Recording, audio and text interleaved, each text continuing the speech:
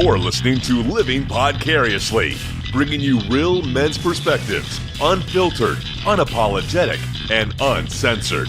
Recorded live in the Living Podcariously studio in world-famous Cocoa Beach, Florida.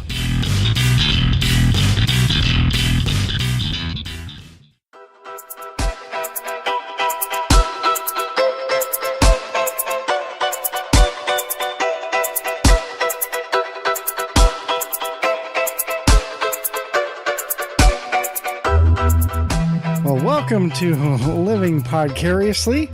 I am one of your hosts. My name is Tach, and sitting next to me... Hey, my name is Adam. And welcome to the show. This is episode number 6. Oh, yeah. Oh, yeah. Well, first thing I want to do, starting off the show today, Adam, I wanted to thank you for stopping by the studio at Taint Funny at the other podcast. Man, that was a lot of fun, dude. I think you guys had me up there. It helped to record, I think, 3 of your guys' episodes up there. Or is that Cloak and Mirror? Cloak and Shadows? No. Cloak and Dagger? Cloak and... Smoke and Mirrors. Smoke and Mirrors? I was close. No, there's no Smoke and Mirrors. We pretty much tell you. And Jimmy always makes the same joke every single time. Yep. God, I haven't talked to you guys in a long time, since last week, even though it's just only minutes between each episode. No, that was fun. I think the only person I didn't get to sit on was Eric's, because you guys had already recorded. I didn't get to sit on Eric's, but I sat in with your episode, Jimmy's episode, and Johnny's episode. And yeah, dude, that was a lot of fun. Thank you for having me up there. Oh, no. Tach, so for listeners, Tach Studio has got, so in my studio, it's pretty straightforward. I mean, think of it like a man's den. I've got a surfboard that's in one corner. I've got one guitar that was my grandfather's from when he was, 20. I've got some sound dampeners and some chairs and couches and shit like that. Tach Studio has goddamn 15 guitars hanging on the walls because Tach used to do many. Well, Tach used to be in a band. Well, all right. Yeah. So what is it, 7 or 8? Well, technically, if you want to get specific, I have 5 guitars, electric guitars, 1 bass, and 1 acoustic. So 7. Okay, 7 guitars hanging on his walls, and then so similarly so. Tach's a sound engineer. He went to school for this shit, sound and video productions and editing and stuff like that. And in my studio, well, our studio here at Living Podcariously, I've got 2 mixers, a couple mic stands, nothing that's too elaborate. It's nice and they're good quality shit, but it's nothing too elaborate. Tach's got rack mounted compressors, rack mounted recorder, this giant fucking 20 port mixer board, just crazy setup. This is a little behind the scenes stuff for us. I do a lot of my editing in post, so the intro music that you hear isn't necessarily recording at the beginning of the show when we're talking. I just do all that stuff in post.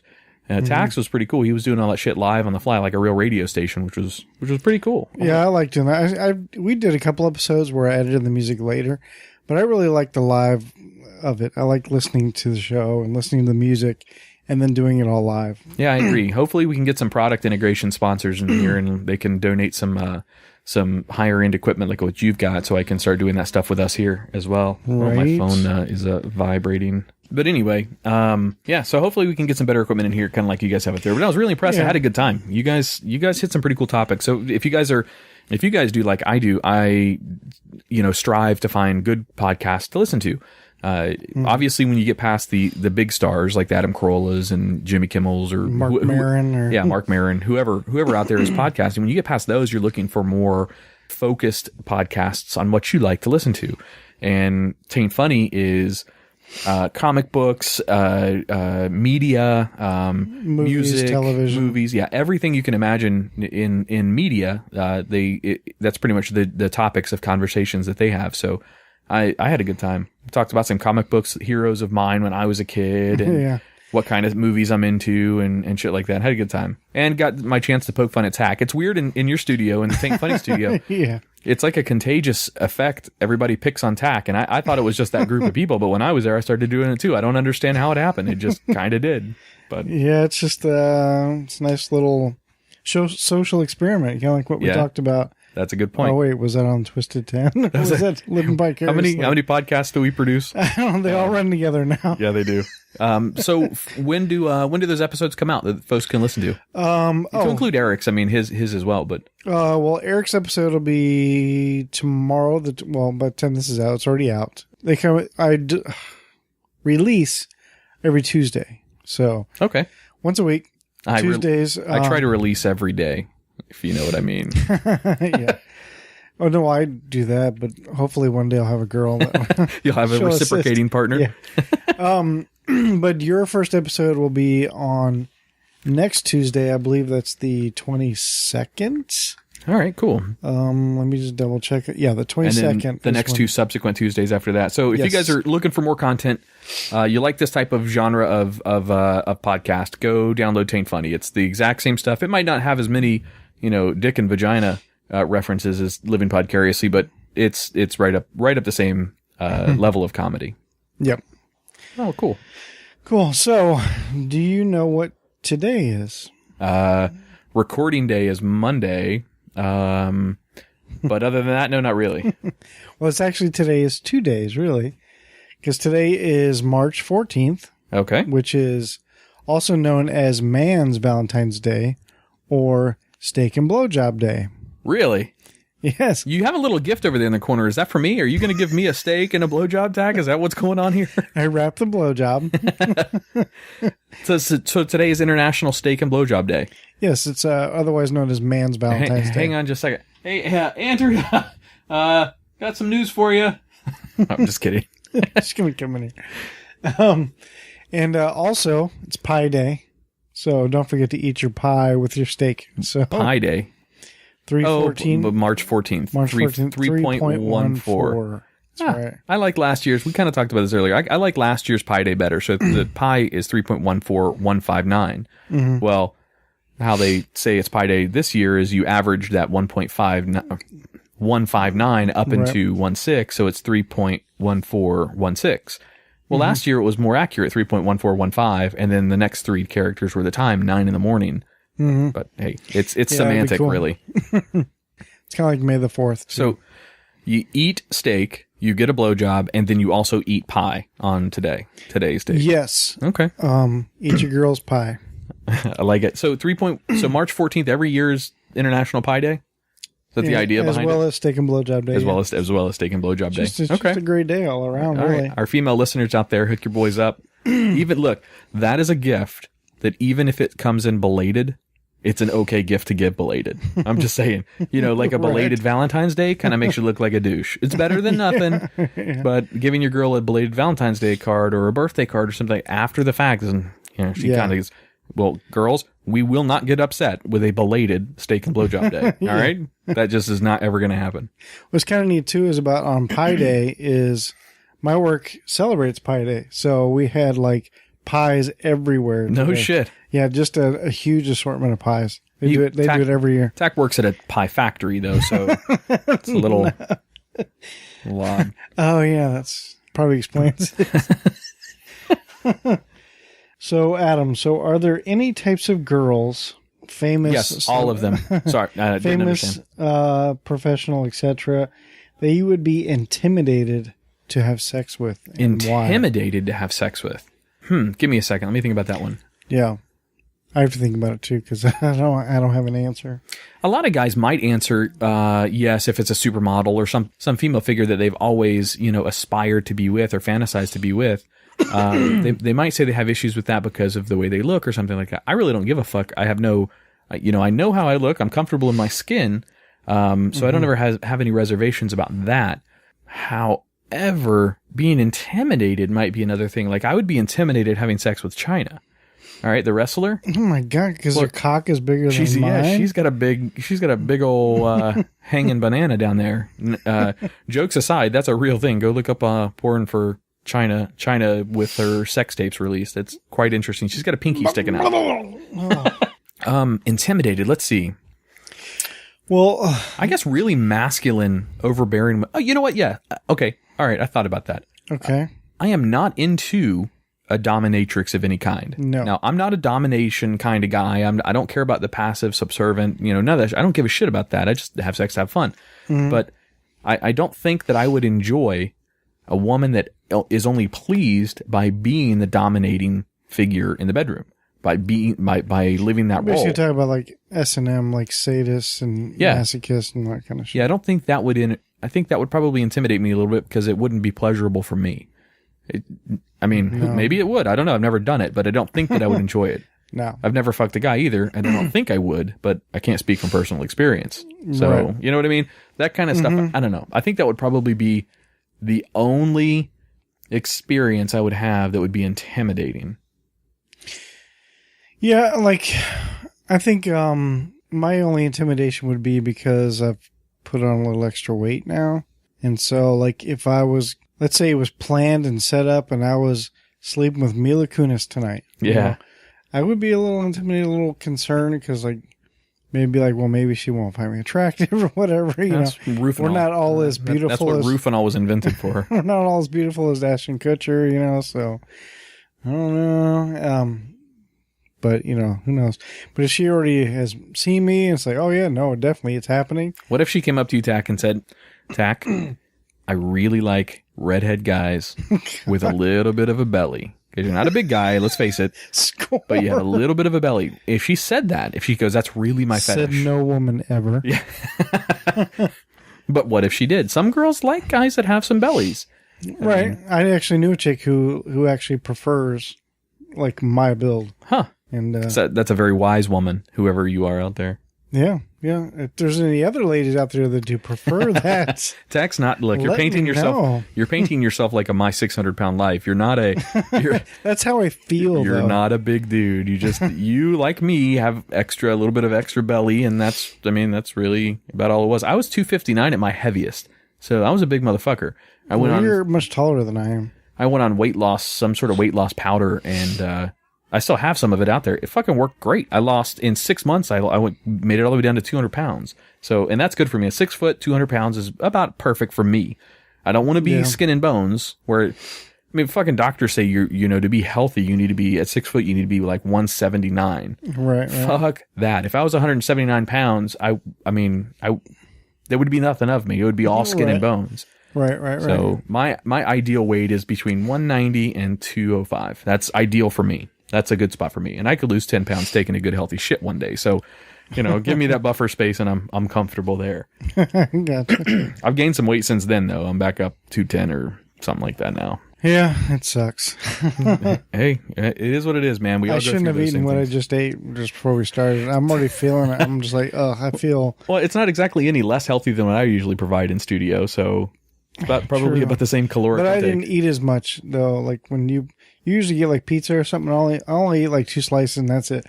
But I just fucking went through a drive-through and that's not good. Tach just sat down in my living room and all but inhaled some fast food. It was. I haven't had fast food in so long, dude. I made a comment, something about you eating. Who was it? You or somebody? I don't remember. If you've seen that video of that monkey eating bananas through the fucking grate, yeah. Come here, motherfucker, banana. Yeah, that was Tach with his fast food. Yeah. Oh, I'm trying to lower my portions, and I don't know. I feel fat, bloated, and unattractive, and just I feel horrible. Whatever. Guilt is setting in. You shouldn't let it. I feel shame. Look above it. I'm ashamed. Look above it. No, I mean really, look above the belly. It's difficult, but you'll see above.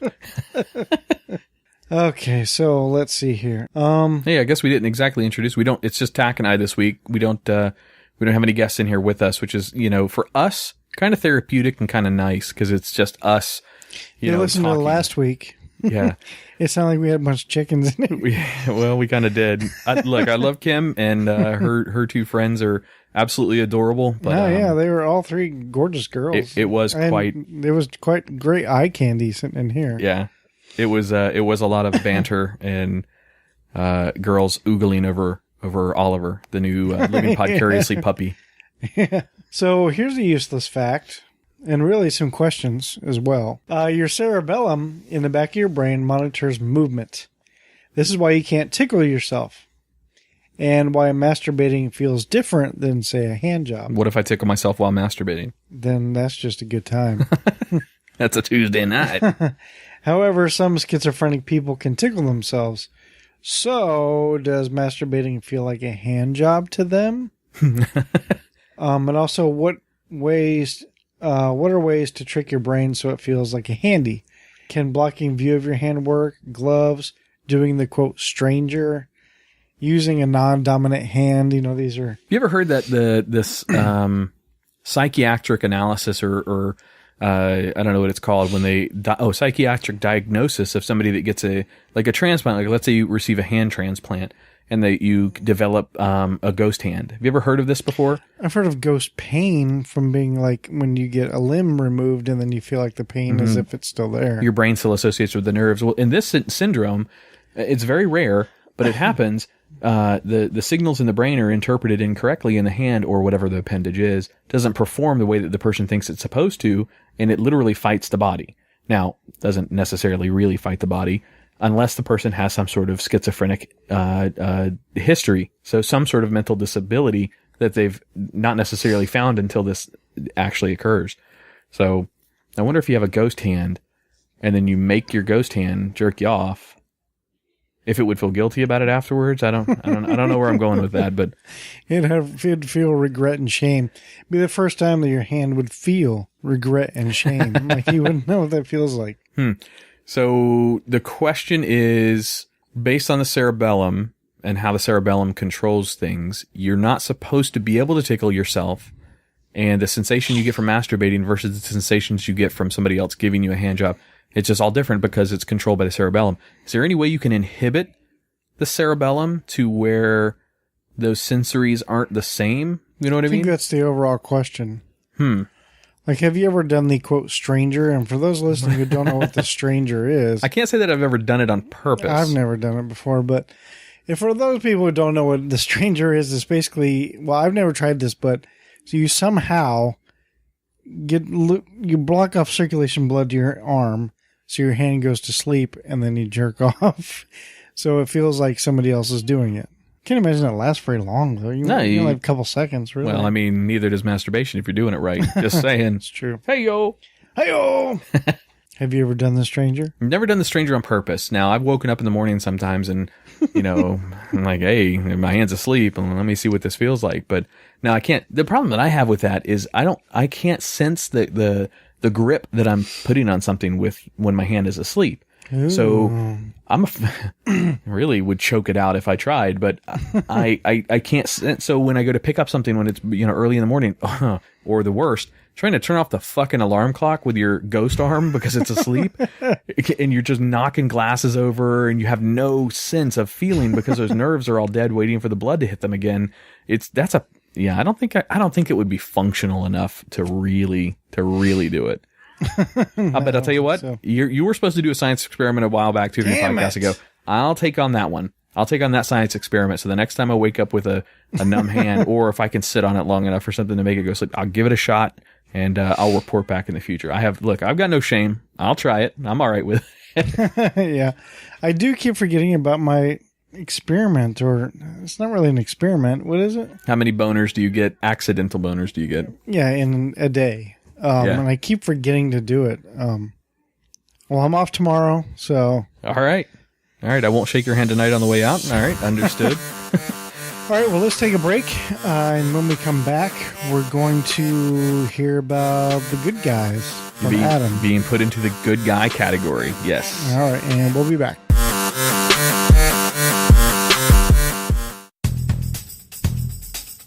Check out our new sponsor, Last Drop Vape. They make a premium e-liquid line that is simply fantastic. I vape a lot and use Last Drop Vape's blueberry and strawberry cream. They also have a chocolate that is spot on. All of Last Drop Vape's premium e-liquids are proudly made in the USA. Their e-juice is bottled in a clean, certified, laboratory used and 100% FDA compliant machinery, meeting AEMSA standards and future FDA regulations. Visit them at lastdropvape.com or on Facebook at facebook.com/lastdropvape. If you are interested in becoming a distributor, you can contact them at their website under the wholesaler section.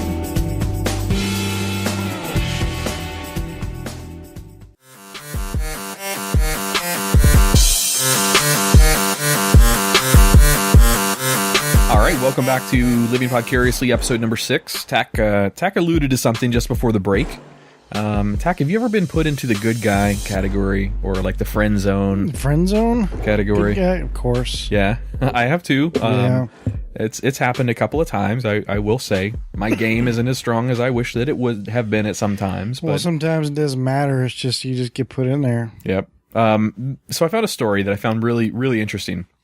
This guy on Twitter, he goes by Matt Pops Collins, posted a photo of a flyer that he found on March 10th. And that's when he posted. It was on March 10th. It's an unknown author, so he doesn't know who put it up, but it was at his place of work, and it had to do with good guys. And it says, I'll just read you what the article, or excuse me, what the flyer said, and we can talk about it. This tweet got over 12,000 retweets in less than a day, and it is directed at all women. Well, all women that put guys into this good guy category. So, Right. All right, here you go. It says, okay, ladies, I get it. You don't want a pleasant evening chat. You don't want a gentleman to walk you to your car. You don't want a friendly dude to help you carry your groceries or hold open the door or crush the life out of other men that would do harm to you. Fine. Fear the good guys. I guess we'll just have to suffer through watching you get broken over and over by the scum you think you love. Right. But I want you to know it's not easy and it hurts to see you fall. Give the good guys a chance to help you be less afraid of the world. End quote. That was the little flyer that was put up at this guy's place of work. And that got an immense response on Twitter. And What do you mean, like a flyer? it was literally, here, let me Like pull up the article. Typed it up and just Literally taped it to a wall? Literally taped it on like the entranceway of this, I don't know, grocery store, whatever the fuck it was. Why would he do that? I guess he got frustrated at being I'm so put into frustrated. that. I'm going to go tape this on a grocery store door. Yeah, exactly. Sure, Let's why see. not? Hey, why not? This link, and I'll put the link in the show notes, but the link is from the Huffington Post. Well, what the fuck? I don't know where that's taken me. Let me go back to this. All right. So it was literally, if you see, that's literally just a taped, printed like Word document that some dude put up on the wall. Yeah. And I thought it would stem some good conversation because I've been put into the friend zone by people that you know, I'll just say, and blue-balled or, whatever you want to call it by girls in the past. And Right. I've considered myself a good guy my entire life. I have a very chivalrous moral. So I always, if given the opportunity, if it's raining and somebody's running to the car, whatever, got it, get in your car yourself and just do whatever you can. Right. But I always try to hold the door open for a girl, always let her, enter a room first or whatever, just out of chivalry. It's just how my parents raised me. Right. I'm the same exact way. Maybe. I mean, I'm lucky right now to have found a really cool chick. But dude, I went a good year there where I couldn't, I don't want to say that because I wasn't necessarily all the time, but I did run into some instances over the past year and a half of dating where I got put into that friend zone. I wasn't a bad boy. You know what I mean? Yeah. I wasn't the guy that treated him like shit. And dude, it really seems like the guys who treat girls bad seem to come out ahead, irrelevant of the vanity of it all. So irrelevant of how a guy looks or whatever, the guys who treat girls bad seem to get more attention, and it's really strange. The last couple of guys that she's dated, this girl, Andrea, have been just complete dicks. Just complete dicks, treating her like shit, talking down to her, belittling her, just not... I'll give you an example.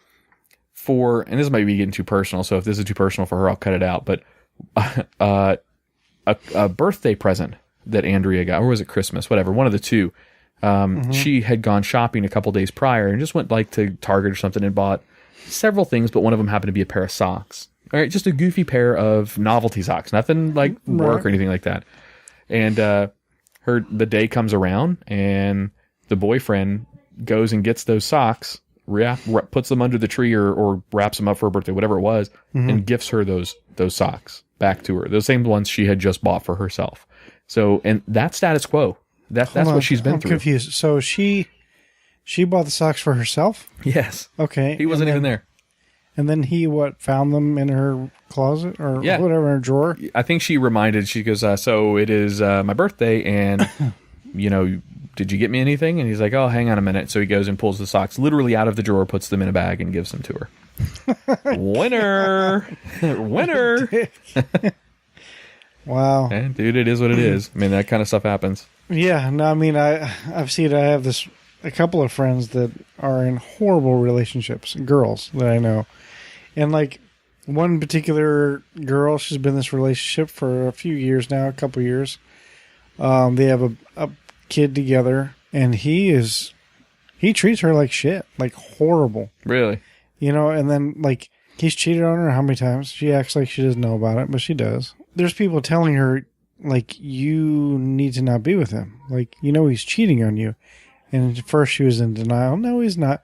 Here's video proof where you thought he was out of the state when he wasn't. He was just here. He stayed here. Down the road at somebody's house? In a hotel. Oh, Jesus. With this girl, and they had a party.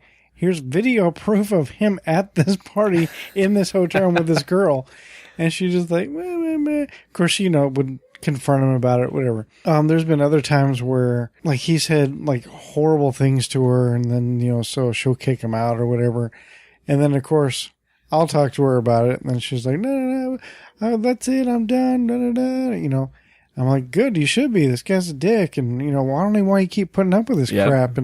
And then, like, the very next day, here's the two of them selfies on Facebook. Here's my love, my man. It's like, oh, my God, are you fucking kidding me? And it's happened so many times. Now, today, I see a post from her today. Once again, I'm not going to say who this is. Yeah. But she quoted something he said to her on Facebook and said, this is the worst thing anyone's ever said to me, ever. And then she was like in tears, feeling whatever, in tears, crying, whatever. I just kind of giggle like, what are you going to do? Yeah, no kidding. I'm not going to come and go, oh no, nope, not anymore. I'm done. And I guarantee you by next week, there'll be a selfie of the two of them together. Happy again, sad again. Some women and men both enjoy that emotional roller coaster that those relationships give them. And why? Why does there have to be emotional roller? Some girls like that shit. Yep. Some guys do too, though. So to be fair and equal about it, some guys like that kind of shit too. Well, no, I got you. But I was with this one girl one time that got mad at me because I wouldn't argue with her. She would even go, "Why won't you argue with me?" I'm like, "Why? Why do we have to argue?" I don't get it. Yeah. Why can't things just be cool? One of the mutual friends that my girlfriend and I have is she's a younger girl. You met her actually. I won't say her name either. She's a younger girl, and she's off and on dating this guy. And we got to go out with him, and we went dancing, and we went to a big event, concert, whatever. I watched the entire time the two of these younger people, so let's say 24, 25, whatever. So young adults, not married or anything like that, just boyfriend, girlfriend. I watched the relationship go in the matter of a week from, absolutely beautiful couple, loving each other, public displays of affection, the whole 9 yards, to literally fuck you in the club at each other, yelling at each other, you're a piece of shit, and they both treat each other like crap. Then right back to, holding hands and, being all happy-go-lucky and whatever. And that's just, man, that's too stressful for me. I can't. Maybe I did. Maybe I dealt with that differently when I was that age. But it's just, to me, I'm too old to put up with that kind of experience for very long. Right. It's, if a person shows me that that's the type of person that they want to be, I'm out. I don't care what benefits are in that relationship. I'm out. Oh, speaking of the couple I was referring to, you know what he does to her when they're out with friends? Anal.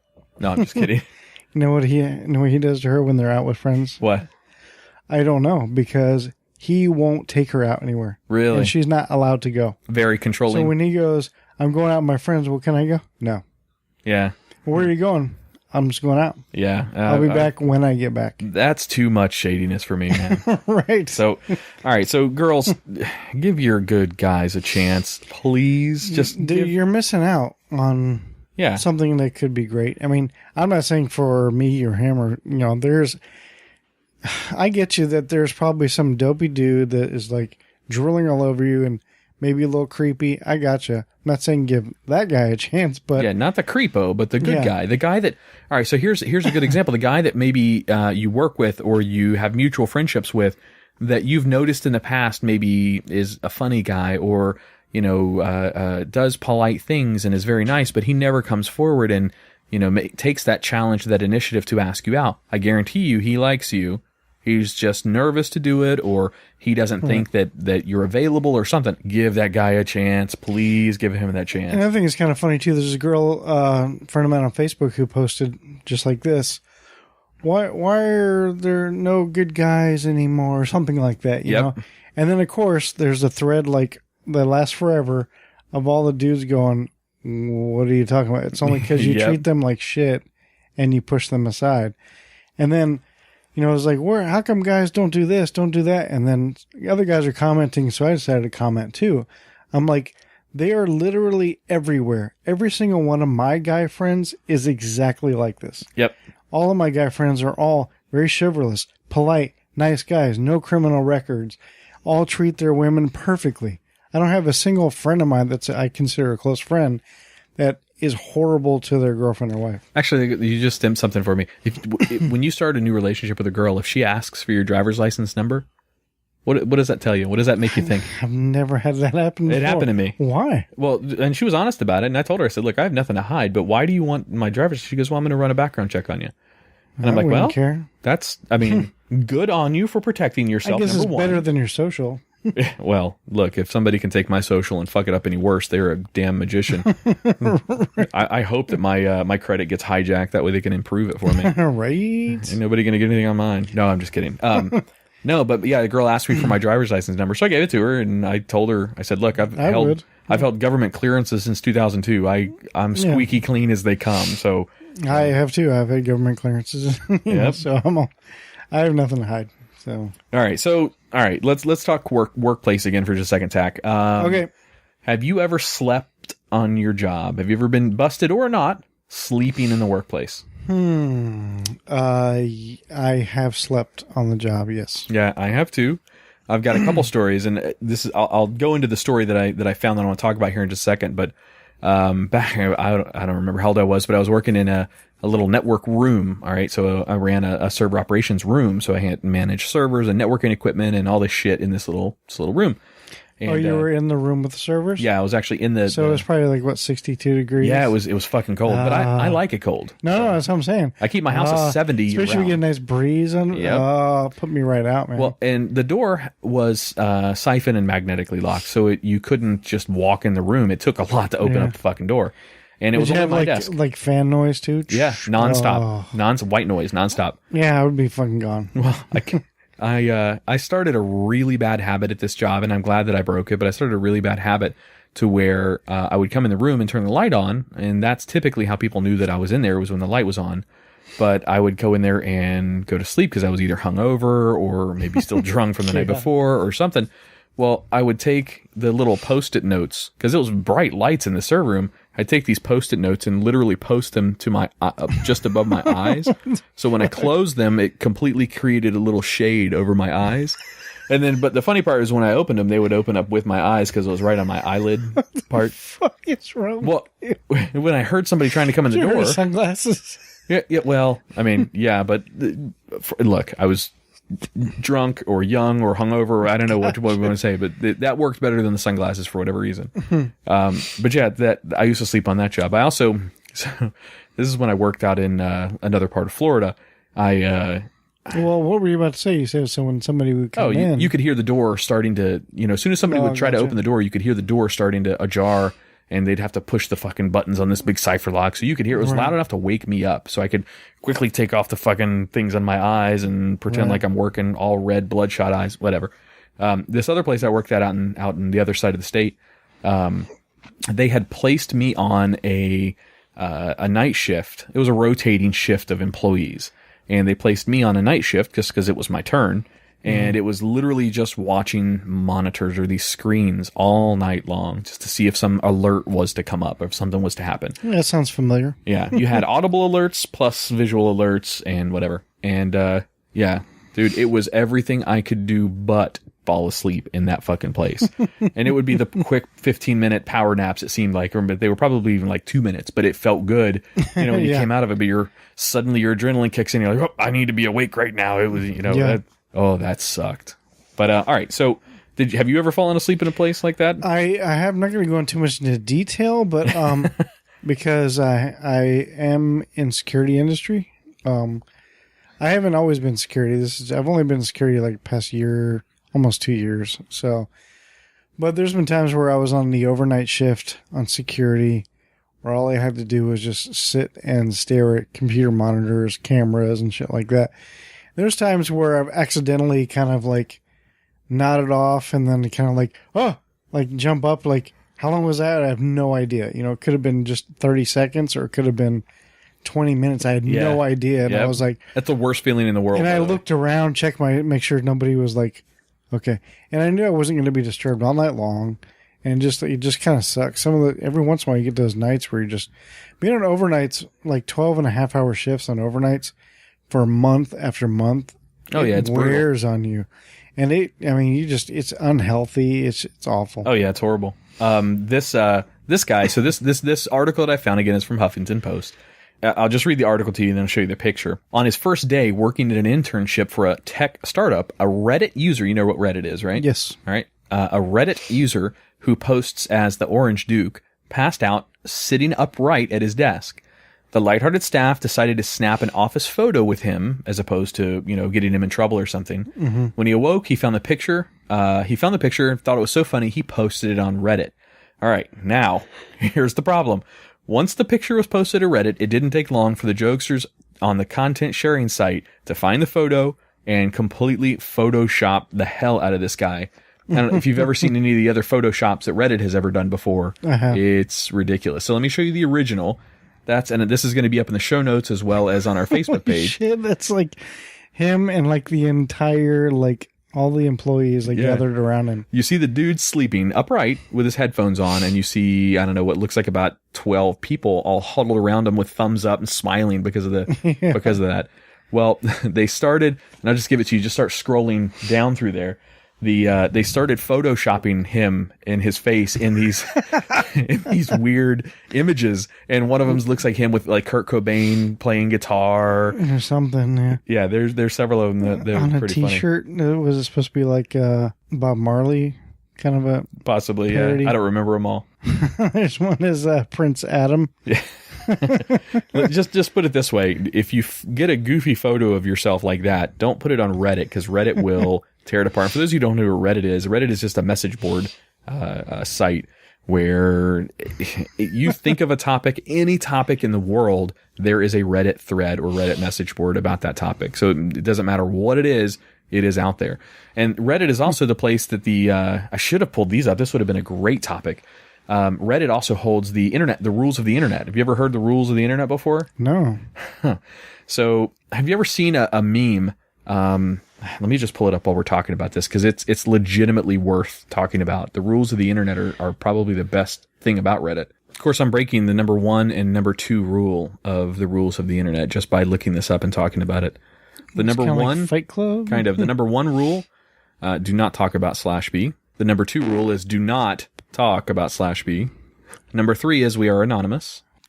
You would so Tach, looking at this list of rules, you would really like rule number 31. Okay. Rule number 31 for rules of the internet: tits or GTFO. The choice is yours. Okay, so rule number 34. Have you ever seen a meme and below it says rule number 34 and it's like some sort of fucked up sexual position or something like that? No. Or like a picture of a tree that looks like a vagina and underneath it says rule 34. I've heard of something about rule 34 and I never really knew what it was. Rule number 34 of rules of the internet: if it exists, there is porn of it. No exceptions. So if it's out there, there is a porn of it somewhere. There are no exceptions. That's what rule 34 is. So So when you're looking at like porn site and it says rule 34 as like a title of a thread, it's going to be your weird shit, I'm guessing. Typically, yeah. Okay. Yeah. I gotcha. Rule number 29. In the internet, all girls are men and all kids are undercover FBI agents. Wait, you serious? Rule number 32, you must have pictures to prove your statements. Rule number 35, if no porn is found at the moment, it will be made. Just wait. Rule number 42, nothing is sacred. Rule number 43, the more beautiful and pure a thing is, the more satisfying it is to corrupt it. That's a great rule. It's a really great rule. It's not so much a rule as it is just a fact. Rule number 46, there is always furry porn of it. So these aren't really rules; they're just more facts of the internet. Kind of. Rule number 14: do not argue with trolls. It means they win. Right. The harder you try, the harder you will fail. Rule 15. Whatever. Those are some examples of the rules of the internet. But I think I broke the cardinal first and second rule by do not talking about it. So it looks like we're probably going to come under some fire for that. But anyway, so yeah, if you post a picture on Reddit, expect that it could be up for the atrocities of Photoshop bombing of that picture. Indeed. All right, well, we're up against another break, so we'll be right back. Check out our sponsors, guys. We're bringing on a new sponsor here real soon, or very hopefully. And these sponsors are personal friends or direct contacts of folks that listen to the show or participate in the show or what have you. It's no big secret. Kim is a gym instructor, and she does parkour and a few other things that she teaches at her gym.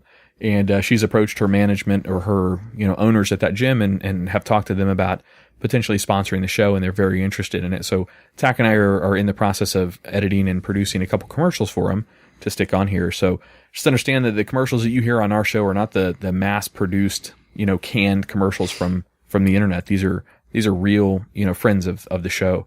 So we would appreciate if you guys supported them directly. And if anything, just go to their websites and check them out. But we're going to take a break. We will be right back in just a few minutes. All right, thanks.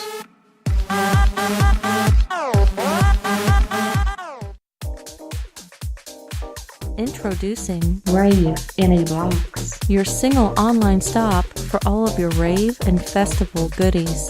Rave in a Box sells and ships all of your rave and glow toys, along with flow arts, gloves, diffraction glasses, and more.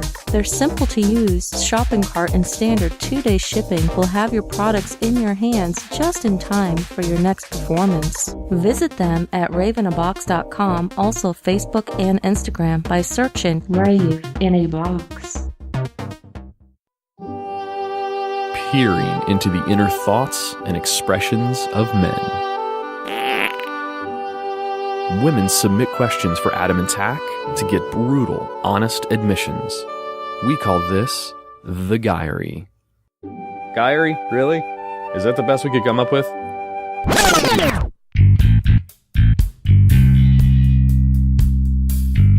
All right, Tach, so this week we had 5 questions submitted to us. Last week was a little bit of fun because we had live in-studio Guyry segment, but this week it's good old faithful traditional, just you and I reading some emails. Dear Guyry. All right, so let's get right into it. Let's start off with two girls that don't want to give their age, so we'll do those two first. Okay. All right, Tach. Is there a difference in how vaginas feel? Now, she put a comment in here, obviously other than tightness, that's the stereotypical difference between vaginas, loose or not loose or whatever. But in your opinion, is there a difference in how a vagina feels to a guy? Well, tightness, definitely. But I guess that's pretty obvious. Yep.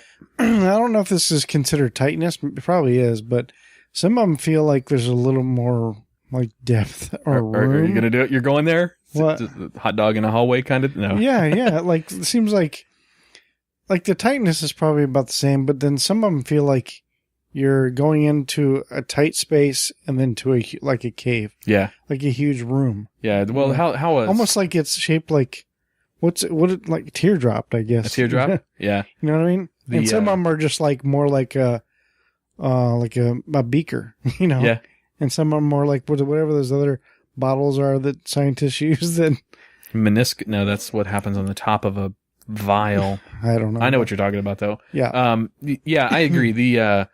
So with the obvious stereotype aside, to me, yeah, I can tell a huge difference between one to the next, and I'm not just talking, obviously, I'm trying to be as politically correct by making these statements as I can without sounding like a complete perv. Right. But you can tell a big difference in how a girl feels. Some girls are naturally way more lubricated than others. Yes, that's true. Yep. And that really makes a difference to a guy.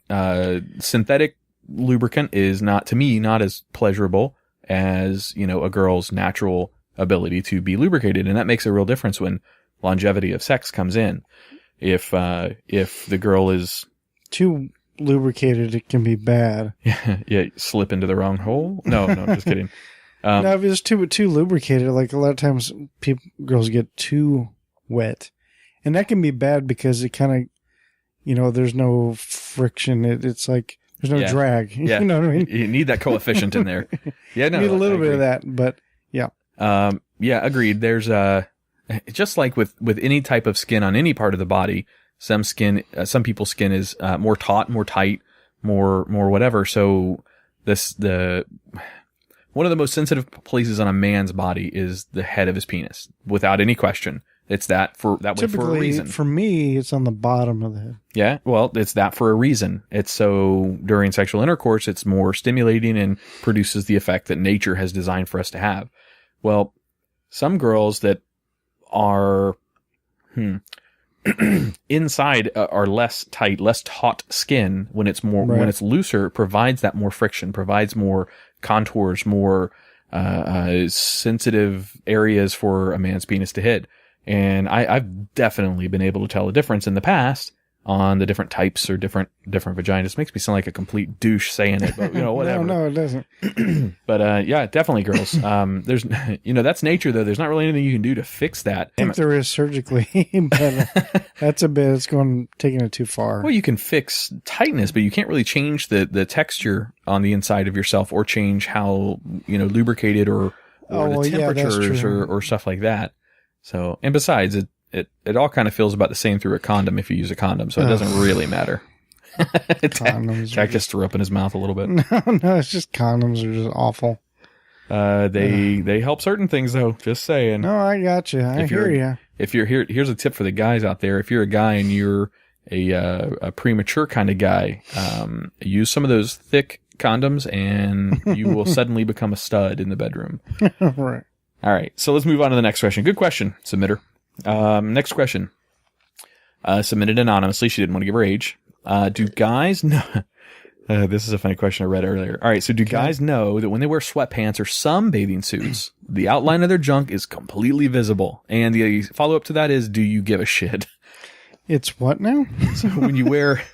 So when you're wearing a pair of sweatpants, and I don't even own a pair of sweatpants. I own a ton of baggies. Forget about sweatpants. Go back to the swimsuit one. Yeah. Your junk is completely visible. The outline, you mean like when you get out of the pool? Sometimes even without that. Depends on the type of baggies that you're wearing, the type of bathing suit that you're wearing. But yeah, your junk is completely visible to a girl. She can see it perfectly. The outline, everything of your junk. Does it matter to you? This girl wants to know. Because like girls are very self-conscious. Like when I dated a girl in high school, to prevent her nipples from poking through when she got cold, she put Band-Aids over them. And that literally prevented it from coming out. So, and it worked, and you couldn't tell. Underneath a bra, you can't see the outline of a Band-Aid, so it worked perfectly for her. Okay. Does that mean we need to take like some fucking duct tape and duct tape our junk down? No. To wear tighty whities underneath. Yeah, underneath your bathing suit. So do you know that happens? Well, sometimes when I get out of the pool, when everything's sticking to you, yeah, I kind of am aware, and you kind of just pull everything away, And I get that point, but it sounds to me like it's always visible. I mean, that's where I'm confused. I guess it also depends on how the guy hangs too, because even a guy that's got a big package on there doesn't always hang out and protrude. It isn't obvious. It could be between his legs or something. And then some guys just are very pronounced. Their shit is just always showing. So I guess it depends on the guy. If it's happening to every guy, and it's already happened to me a bunch of times, and I guess I don't care. Yeah, I kind of don't give a shit either. Whatever. I mean, it doesn't... Knowing that, I would be more self-conscious in certain groups of people or whatever. Maybe. Yeah, definitely. Like if I'm hanging out with my daughters and their friends, Yeah. Obviously I'm going to be like, whoa. But be a little bit more conscious of it. What if I'm hanging out with your daughter and her friends? Tach's jumping across the studio to knock me out now. No, just kidding. All right. But yeah. But if I'm just hanging out with, friends or whatever, or even just at a public pool, I mean, I'm obviously going to, and now I'm going to be thinking about it every single time. Now you will. Now, see what I just... And summer's coming up, so... This girl just planted this thought into your head. I know. I go to the pool a lot in the summers, too. I'm a beach kind of guy. I'm at the beach as much as I possibly can be. I'll get you out there. I'll get you on that longboard over there in the corner. I'll get you... Look, if you have any kind of hand-eye coordination, I'll get you standing up on that very first day. How do you know I don't surf now? I guess that's a good point. Do you surf now? No. Okay, so I nailed that one. All right, so let's move on. I've tried. I Um, used to be married to a surfer chick. really? Oh, yeah. She was hardcore. That's cool. Yeah. All right, so this comes from a female that's 33. She's in a long-distance relationship of 2 years. All right? Okay. And she's currently dating this guy. All right? It's a simple question. What does it mean when a guy that she's dating goes an entire weekend without texting or calling? Wait a second. Hold up. So the background Where is he at for the weekend? they date long distance. Oh, it's a long distance and the entire weekend. Okay, first of all, we can only assume that he works business hours. Yeah, there's some assumptions in there. The assumption is that he is or should be texting or calling her on the weekend since they're in a relationship. So the assumption is that he has the free time to be able to do that action. So maybe weekends just really means like days off. Okay. So why isn't he texting or calling on the weekends? Yeah, what assumption do you jump How to? old? She's 33. I can only imagine he is too, or right around that age. Old enough to know better. There could be a couple answers for this. Now, once again, this is just our opinions. This doesn't mean, you know, don't jump to any conclusions just yet because we don't know this guy. He's gay. No, I'm just kidding. Well, it could be a couple things. One is it could be his time to hang with his friends. Because, guys, we need our guy time. But if I'm in a 2-year relationship with a girl, irrelevant of distance, I would let her know if I'm going to be gone for the weekend. I'm chilling with the boys. That's enough. That right there covers me for that weekend. Yeah. This is like, this guy ghosted If she has no clue where this dude is. Right. Jesus. Then it's time to move on. He's, I kind of feel the same way. That's a bit shady. He's given his attention somewhere else. Now, I'm not saying that's another girl, but his attention is focused somewhere else. Be it video games, be it, the gym, be it, his mother, that's a safe whatever. answer. It's a safe answer. That's a good answer. Yeah. Probably though, he's got a girl. He's got a thing on the side. Just saying. Or I mean, if a girl's most likely, I really didn't want to say that till the very end, but because we're trying to take the the high road benefit here. of the doubt, because I mean there is times where you do just want to hang out with the boys, then again, there's always like, hey, I'm hanging out with Adam and Jimmy tomorrow, so what are we doing? What, I'm just saying. Do I need to bring like some change of clothes? Are we going swimming in the pool? Are you going to see my junk? Yeah. But so I don't know. If he's not communicating with you and telling you what's going on for 2 years, they've been doing. Well, I don't know if that's been happening every weekend for 2 years. It just, I guess, happened recently. I got you, but I mean, okay, if this is like one time or maybe 2 times, that's different. But if this has been going on for several weeks, that's a good question to throw back to the girl. How often does this happen? Does it occur a lot, or is this a one-off type of occasion? If it's a one-off, cut the guy some slack. Yeah. But if it's a continuous thing, if he's, really, I think that comes down to a respect thing. If you guys are in a relationship, the respect is deserved that he should show you that he's going to let you know what he's up to, not necessarily to keep tracks or tabs on him, but to say, hey, I'm going to be doing this weekend and I'm not going to be near my phone or be a man and man up and just say, hey, listen, I don't want to talk this weekend. I've got some other stuff going on and, I got to do my thing. But just it all comes down to respect. Yeah, you're not asking permission. You're not, he's not saying, hey, can I go? No. Right. He's just letting you know. It's just polite. It's the right thing to do.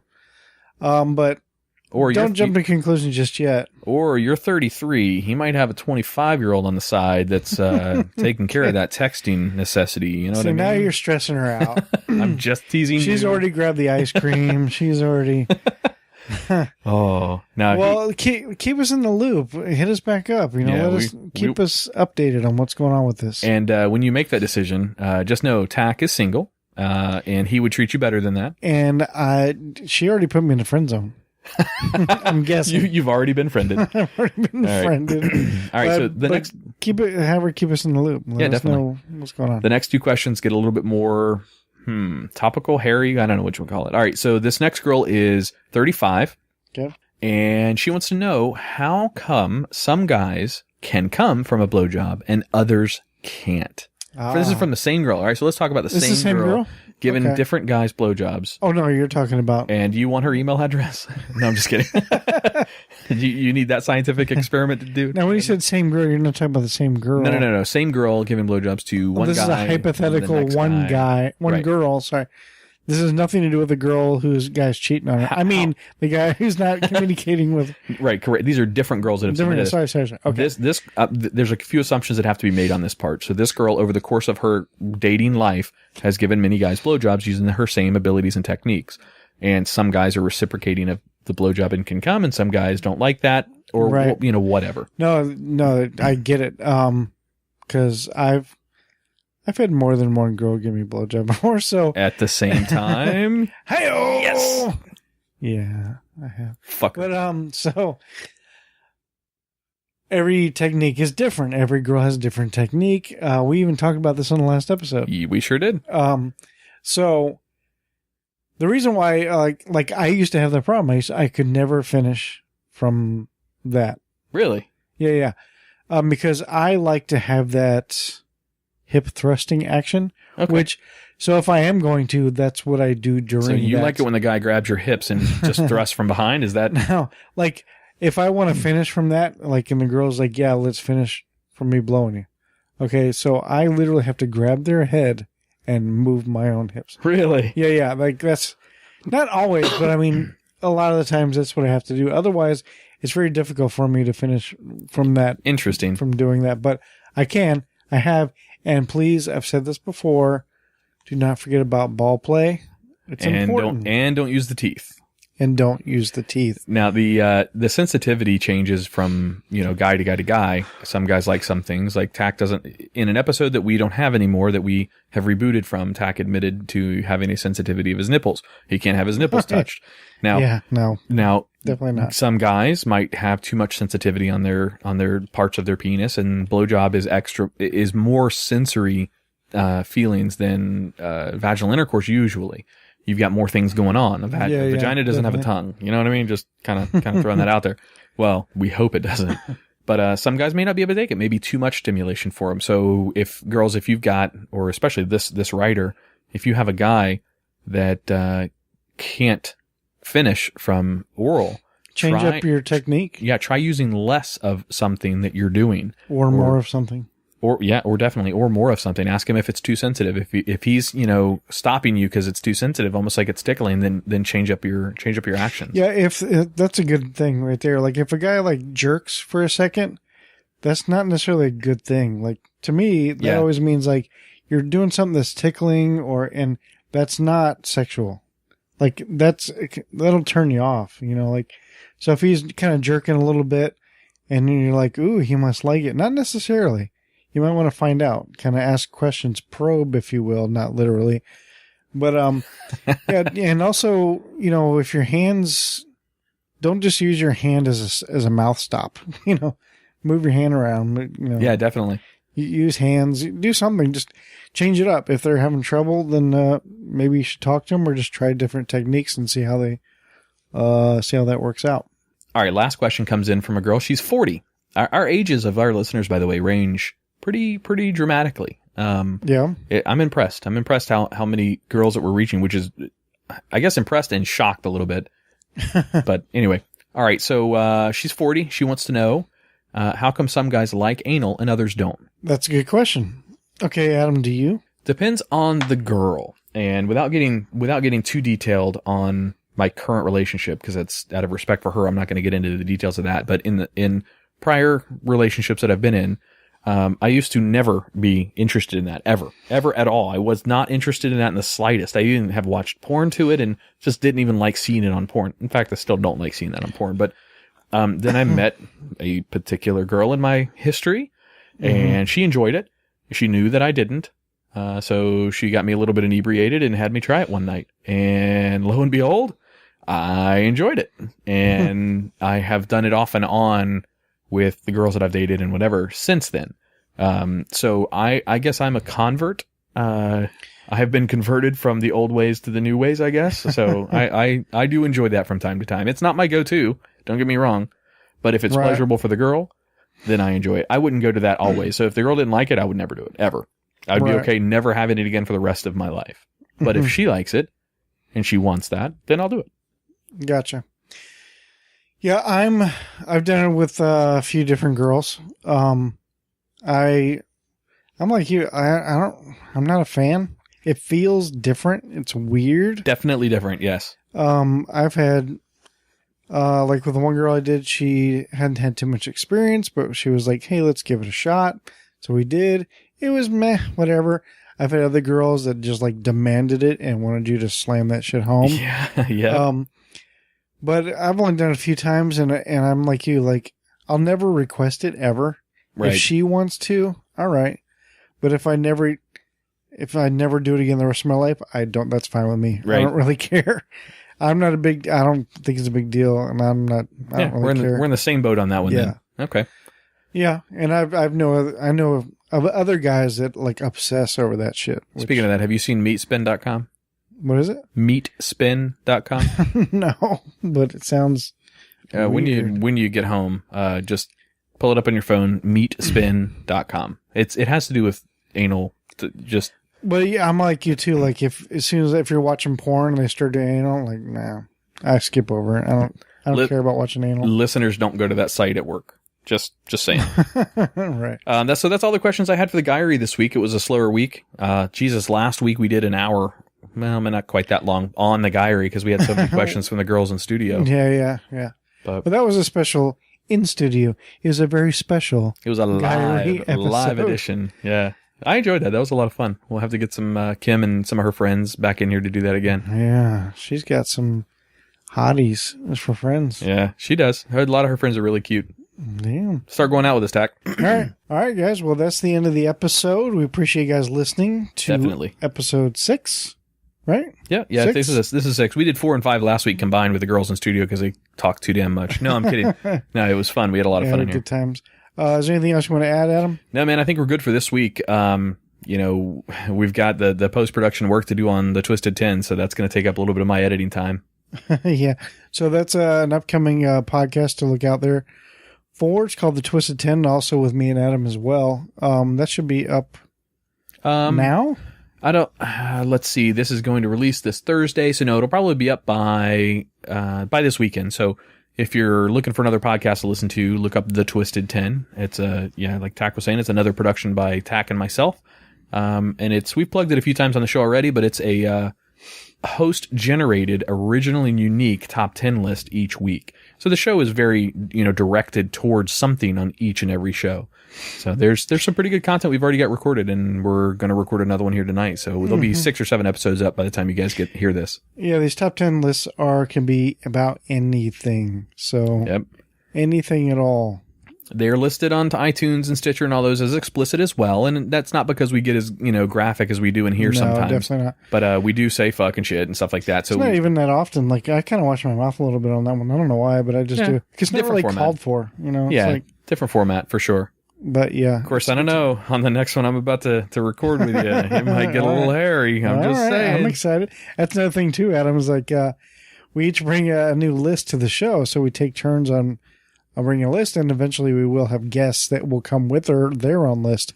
And the thing is, we don't tell the other person what the list is about. Yep, it's completely candid, and it's awesome. Live spontaneity of the reactions to the lists are what make it more fun. That was originally Tach's idea, and it was great. It was really good. And we like to do a little teaser, like at the end of each episode, what the next one's going to be about. So faux show. But check that out. It's called Twisted 10. Should be up by this weekend. Yep. And I think that is it. Be sure to stick around at the end of this, because Adam sat down with our good friend Trey, who's a fan of the show and also just a listener and a good friend of ours. And a fucking stud. The dude's 6'7", and he's like a real American kind of guy. He's he's younger than Tach and myself. He's, I don't know, maybe 27, 28, something like that. He's into the manly kind of shit, like guns and martial arts. And I was down at a buddy's house down in, south of here, and I might have been a little bit tipsy, and Trey was trying to teach me. He had, somebody had gifted him these, or maybe he bought it, I don't know, these really expensive, authentic sais. You know what sais are? The weapons? I think Michelangelo? No, which Ninja Turtle had sais? I don't fucking know. Well, whatever. It's the weapon that looks like it's got a point on it, and then it's got like kind of like a trident almost. Yeah, exactly. Yeah, okay. But they're not for, you could puncture, but they're more for defense and blocking swords and breaking swords. That's what See, I didn't know that. I never really thought about what the hell those were for. He tried to show me some techniques on how to hold and use a sai. And Spell it.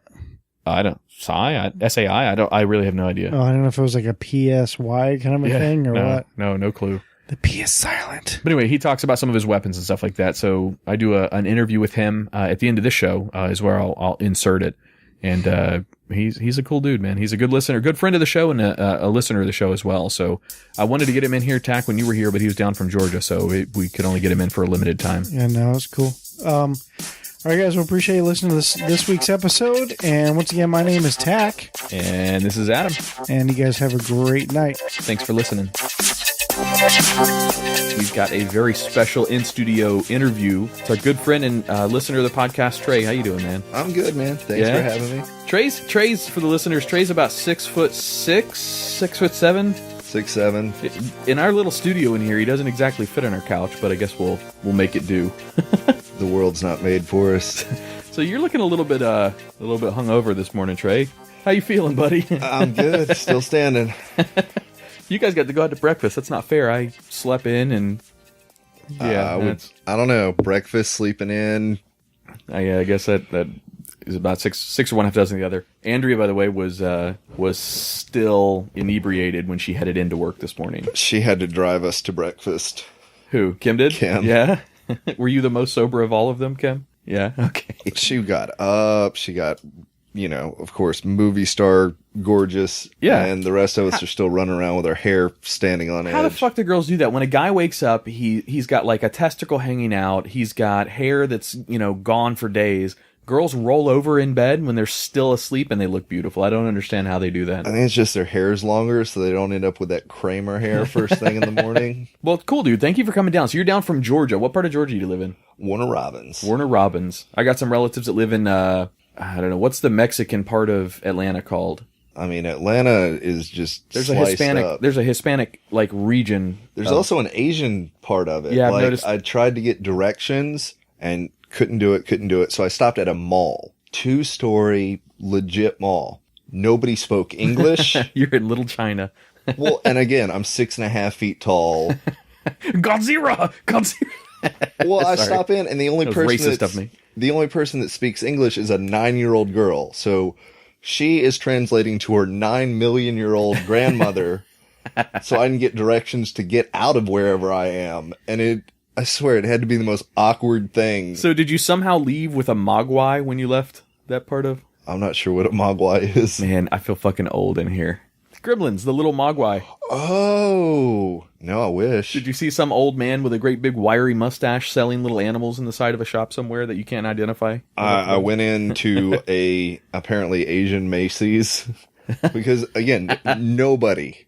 Norcross, that's the area right outside of Atlanta that my relatives live. Okay. You know where Norcross is? It's Yeah. all Hispanic. It's ridiculous. I've got some relatives that live in Buckhead, which is beautiful. Yeah, that place And is so like- expensive. It's like $12 a beer up there. It's ridiculous. And then from one extreme to the other, from Buckhead to Norcross, which is, don't get me wrong, it's beautiful land, but very, very ethnic and culturalized in those areas, that's for sure. But anyway, so let's get a little bit of background on who Trey is. Trey is I guess you're never really a former Marine. You're just a Marine, no longer enlisted. You're always a Marine, right? It's however you want to do it. I consider me in the Marine Corps to have gotten a divorce because I don't want to call her and I don't want her calling me. Okay. I saw something online that sums it up. It's like, once a Marine, once is enough. Because when you have a 27% retention rate, obviously it's a broken system and somebody needs to fix it. Where'd you go? Where did being in the Marine Corps take you? I enlisted out of, the little MEP station there and went to Parris Island. Was actually our sister thing because men and women are split up. It's not like the Army to where everybody's the same and all sorts of shenanigans go on when the lights are out. Yeah. It's you and 90 dudes for 3 months. There's no phone calls. You get to write letters. That is it. Damn. But the sister unit, because 4th Battalion is females, and Parris Island's the only place that actually has females at it. And that leads to a lot of smack talk. But that's what Marines are best at. But there was actually the first set of female twin Marines that ever went through. It was the same cycle I went through. Female twin Marines. Yes. Huh. The house twins. Interesting. If I remember right. That was, 8 years ago? I don't know whether to be turned on or scared. That's They definitely could do both. Badasses. I mean, I'm not really afraid of much, but I mean, they're cute as hell. Well, and you offer a different perspective than most guys. Most guys aren't 6'6", 6'7", and familiar with self-defense skills and martial arts and things like that. So you offer a different perspective than most guys. That's for sure. I've actually started teaching a lot of the self-defense stuff because apparently most people have no idea how to fight. Look, let's put it this way. I consider myself well trained in self-defense just because of what I've done in the past. I can handle myself in most situations. When Trey and Adam are at a party together and perhaps intoxicated or what have you, and Trey starts to teach Adam how to use size correctly. Listen, I don't know if you remember that last night. Of course. You were showing me how to hold and how to strike. Yeah, no. Look, 0 of that was retained, or I'm sure 0 of it looked like I was executing those commands correctly, but I've got them in the car if you want a refresher course. Oh, God. That I want to get, so I do want to learn some weapons training, but I think what I'm going to go back and learn when I start actually getting into martial arts is staff. I really want to learn staff. That's fun to me. That looks fun. So it's legit because you have baton and staff as the most prevalent weapons because you are always going to be able to find some sort of stick. Yeah. Staff, you just have 2 ends with it. Baton, you just have your 8 striking point or 9 striking points and 8 blocking points. Everything longs for simplicity. All you got to do is hit them without getting hit, but it gets more complicated once you actually apply practical application. Yeah, gotcha. Yeah, we'll see. We'll see if Adam ever actually picks up a weapon in the future. I am going to join, by the way. So, old girl's Kim's got herself into a gym, 26.2 CrossFit, and I think Adam and Tach's not here yet. I don't think you actually ever met Tach, but he's one of the other hosts of Living Podcariously. I think we're going to be joining the gym and starting to get back into shape a little bit. So squat every day. Kim is going to whip my ass back into shape because she trains up there too. Yeah, so I always see you posting up on Facebook just pictures pimping yourself out like a motherfucker. You're one of the guys that takes pride in your appearance and the way that you look. You're sitting in studio right now in just regular jeans and I almost said Hawaiian, an American flag Hawaii's tank part top. of America. Granted, yeah, I guess that's a good point. But you usually are in 3-piece suits and ties that I could never figure out how to make one of those ties myself. You tie them in these ridiculous knots. You have to send me your how-tos on some of those, but YouTube. Yeah. Oh, really? I just type in fancy tie knots, and there is a list, and I'm like, that one looks cool. And our buddy Josh did one tie that it essentially ate up every bit of the back strap of the tie, and it was Eldridge knot. Eldridge, that's what that one is, like where it's got a bunch of cross patterns. Yeah. So I tried that. I probably spent a good 30 minutes trying. That is the hardest knot. Fuck, I gave up. I must have gone from level 1 knot, which is the normal tie, to level 10. Single Windsor, double Windsor, yeah. And then Eldridge is the hardest one because there's so much with it, and it's even worse for me because I have such a long torso. Yep. And you have to use as much of the length. Most people end up with like 4 or 6 inches that with the little end and you tuck it behind your collar. No, I have an inch. I like slide it into it and that is it. It's hidden behind the collar and it's over. Like I did the tulip knot not too long ago, which is a little bit open and you have the knot there and it looks like an upside down tulip. But I had so little of the excess left up top, it kept falling out because there's nothing pinning it into place. So the other thing that I see often on your Facebook page is weapons. So Trey shows videos occasionally of shooting at the range, of the weapons that he's acquired or has that he's using, and it's not just knives or size or any kind of batons or anything like that, but it's also weapons, like real weapons, firearms. So what's your hobby, man? What's your taste right now? What do you mean, if I had to call it a hobby, I guess practical violence. But I mean, I've just always been fascinated with, guns and James Bonds and the Ninja Turtles and stuff like that. Hell yeah. Yeah, that's my era too, so. Yeah. Well, I saw this one picture I posted not too long ago, and apparently most of the turtles have died out in this comic line. Like, it's Leonardo, and he's got, Donatello and Raphael, Michelangelo's headbands tied around his No shit, arms. they killed off the others? Yeah, Donatello died, and they just had his staff, or his bow, or whatever you want to call it, and you see a purple band tied on it, like a grave marker, and it is just... Dude, that was my hero, sad. man. That sucks. That's in what, one of the comic books itself? I just saw it. I haven't followed the Ninja Turtles ever since I saw the movie, because... Atrocity. Dear God, stop. Yeah. Like, or read a comic before you make it. I mean, I think Deadpool's shown everybody that, maybe we should go with the 2 decades worth of information about something instead of just trying to get money by making a movie like Star Wars did. Yeah, exactly. Well, now Star Wars is Disney Wars. I mean, they're blowing that up so much it's ridiculous. But hey, you know what? Rightfully so, because there's a huge fan following for Star Wars. I'm surprised it took Disney this long to acquire them. They're doing it at Disney World here in Orlando. They're doing Star Wars Land. Yeah, they're doing a giant section of it dedicated to Star Wars. You get to walk under the Millennium Falcon and just, that's fucking awesome, dude. That's kind of exciting. A real theme park doing it the real way you're supposed to do it. Oh man, I'm looking forward to that for sure. I love Disney. I'm looking forward to that more so than when they did the Harry Potter thing at Universal. I have a grudge with Harry Potter. My parents had the ultimate birth control when I was a kid. When I was 15, they had my little sister, and nothing makes you less apt to try and make children than being around them. Every little kid has their favorite movie when they're little, and they just watch it over and over. Hers was Harry Potter, and it wasn't like the movie would just keep repeating. This is when DVDs first started coming out. Yep. So you have that 30-minute long intro music. Yep. That I can't put the movie on because she'll wake up. I can't turn the TV off because she'll wake up.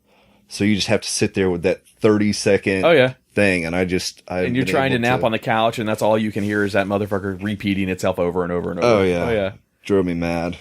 But yeah, that's why I can't be around Harry Potter at all. So what weapon are you preferential to right now? 'Cause I saw you put something up. I don't know if it was a Glock. I don't know what kind of handgun that was, but you put one up not too terribly long ago that you were training with a silencer on it. Yeah. I recently just got the Octane 9 suppressor from Silencer Co. And I love Silencer Co. because they stand behind their products. If you ever have a baffle strike, which silencers are screwed on. There are other ways of doing it. Most of them are screw-ons. Right. With your pistol one, it can come unscrewed and then can cant the weapon if it comes unscrewed enough, and that can cause the bullet to hit the baffles inside. And the baffles are what suppress the sound because you have... It's all gas releasing, isn't it? Isn't that the whole suppression is how the gas escapes and the... Well, it's or is it a little mini sonic boom that the bullet is creating? Both. Okay. You have normal ammo, which is supersonic, and then you have subsonic ammo, and there are other types. I'm in no way an expert on the ammo stuff. I'm just learning it because of necessity. But basically you get a heavier bullet, which is subsonic, and the bullet's heavier, therefore it doesn't break the sound barrier. Then you have baffles, which knock down on the gas coming out as well as the sound because they're different breaks, which is what the baffles are. There are about 9 of them in my Octane 9, and each one, the sound stops because it's just the bullet traveling through and the vibration stopping there. So it all absorbs inside that tube. Yeah.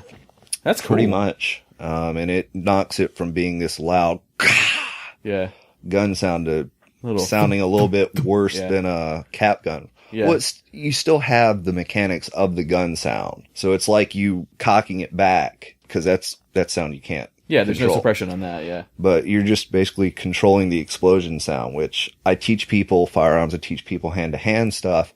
And once you can take recoil away and sound away, you have them focusing on the fundamentals. And that's what you want. New shooters always end up being the best shooters because they don't have bad habits. Yep. New shooters are also terrible because they have no idea how to handle it safely. Gun safety, yeah. Dude, I did weapons training when I was in, before I went overseas to Afghanistan and to Iraq, we did weapons training up in Virginia. But we did all the training. So we obviously did weapons training, but we also did the truck rollover training and how... the helicopter training? We did escaping danger. Yeah, where they have the foam ammo cans and stuff. And I'm like, we did that. And one of them hit me square in the face. I'm like, I'm going to be a head wound if this were real. But we did, so I've been a video gamer my entire life. First person shooters, I absolutely love. So it was me in this training class. Two of our pilots at the time, they were helo pilots, which have shot guns for years and years and years and years, but they have to do their annual recertification on their firearms. And then a whole myriad of mechanics and crew chiefs and just all these, weirdo people up there. I was the only IT guy. Well, so we get into the weapons training class, and, the first day is just sitting there understanding gun safety, looking at horrific pictures of what people have done with guns and, whatever. And then day 2 is when you actually go out and start shooting and loading and understanding the gun's mechanics. Well, when it came time to do the qualifications with, so we had to qualify on 3. We had to qualify on a Glock, a little 9mm. We had to qualify with a M4, and then also with what we might find in the field, an AK-47. So they had AK-47s for us to shoot, which is my favorite to shoot by far.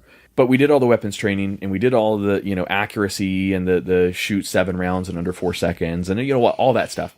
The guy at the end of it, our trainer comes up to me and he goes, you're an IT guy, right? I'm like, yeah. He goes, you're also a video gamer. I said, yeah. He goes, how often do you shoot guns? And I said, to be honest, I haven't shot a gun in probably 10 years at this time.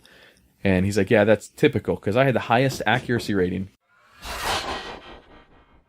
For the listeners, I said a little bit about Trey earlier, but he's a tall, dark, and handsome kind of guy. No homo. Very in shape, very good looking guy. Kind of from an outsider's perspective, kind of the ladies' man, the ladies' man. That's for the most part. I mean, so dude, I saw you at a wedding that we went to here recently. Pick up the one girl that was there. She was gorgeous, of course, but she was the one girl that was the single girl, of course, that was getting the attention from a bunch of the other guys that were there. And here comes Trey and swoops in, and next thing I know, they're outside talking, exchanging numbers, and, hey, it is what it is, dude. You've got a gift, and you're using those skills. I have a lot of skills, and unfortunately, most of them are not very marketable. But weddings, shooting fish in a barrel. I taught ballroom dancing.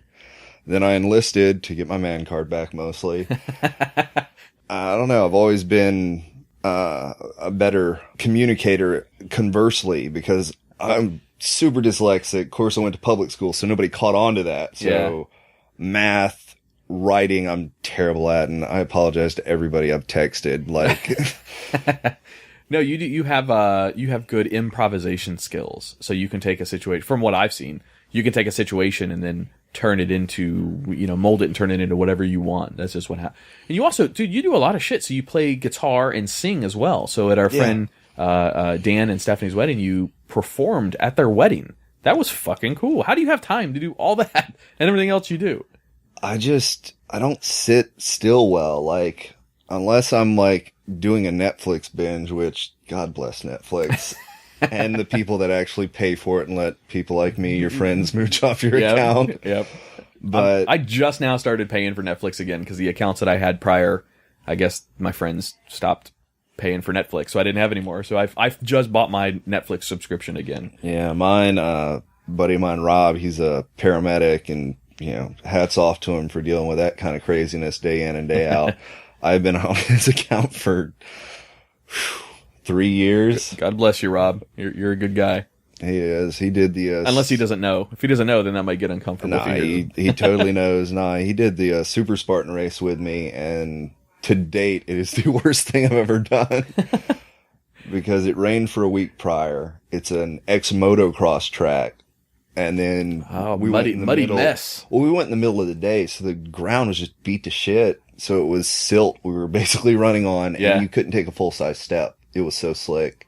If there was even a 30-degree incline, I hope he was in the right angle, you had to go down on all fours to climb up it. No shit. So it should have taken 2-3 hours, because it was 9 miles and 20 obstacles, and you goof up on an obstacle, you have to do 30 burpees. So... 9 miles alone with obstacles scares me. I don't even like driving that far. Fuck walking or running. It took us 6.5 hours. Of course, there is a slight difference between Trey's physique and my physique, so just saying.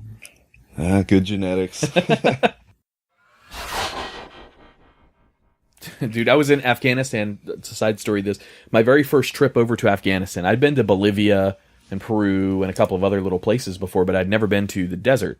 So I get to the desert, and you know how long it takes. So you're traveling. Your travel time is like 38 hours. Now your flight time is not that long, but you're from when you leave one airport to when you show up to your chew in the desert, it's like 38 hours of travel time. So I get there, and my boss at the time's like, "Hey, dude, take a day, rest, relax, and then we'll put you to work." This is the first time ever out there. So I go lay down in the chew in this little bunk, and I mean, it was nice. I had air conditioning. I'm like, look, that wasn't nice. Too bad. Yeah, it was okay. Private bathroom and air conditioning. You can't ask for much more in the fucking desert. Just gonna say. That was one trip though. There were other ones where it was intense and using plumbing that had no plumbing. But the very first fucking day that here's Adam, probably 24, 25, I don't know how old I was, laying down, not really asleep, but not really conscious either because of all the traveling and everything that was going on. And then these little housing compartments that we're in are like little trailers. So think of them as trailers literally up on cinder blocks. Out of nowhere, there's these detonations. There's these explosions that I hear. 4 of them. Technically, there was 5. But 4 of them that I for sure could hear. And they were so loud and so close that it shook the little trailer that I'm in. Here I am, fucking newbie in the desert. I'm the goddamn, young guy that's out there not knowing what the hell's going on. And it just fucking freaked me out. I didn't know what the fuck to think. So about 10 minutes later, I hear a knock on my door. My buddy Jesse had come over. And I was fucking still adrenaline going, just an adrenaline dump that you get from something like that. So he comes over to check on me. And I go to stand up out of my bed and not realizing that my legs had been completely dead asleep. Like no blood had circulated to them at all. And I just fucking eat shit straight onto the floor of the chew, of course, and the whole trailer shakes. And my buddy's outside the door laughing his ass off. And I finally make it to the door and unlock and open it and let him in. And I said, "What the fuck was that? What just happened? Did we get like attacked?" He's like, "No, that's controlled detonations. They found some bombs, so they were setting them off." Now, we were in a little place called 500 Man Camp, if you know where that is, in where it was in Afghanistan back in 2004 or 5, whatever it was. That's right up a hill from where the controlled dets are, so it's like an amplification right towards the 500 Man Camp. So when those things explode, and that pressure wave hits us, it shakes everything in the fucking vicinity. So I was not ready for that. He goes, "Yeah, I guess I probably should have told you that was coming up. But hey, welcome to Afghanistan." I'm like, "You motherfucker." Yeah, so those guys blow some shit up. Now, ironically, the 5th one that was inside that 4 explosions, technically was just ironically timed to be perfect when controlled dets were going off. It was an actual ID that got some Germans. Ooh. Yeah, so not good there. I mean, they didn't die, but they got pretty fucked up in that. But yeah, not good. But hey, that's Jalalabad Road, I think. I was Southern Helmand Province for both of my tours, so not sure exactly where you're. That was just outside of Kabul, not Kandahar, but Kabul. Okay. So it's still shitty place to be. I'm glad I'm not fucking over there. A few months in Afghanistan, but 2 years in Iraq.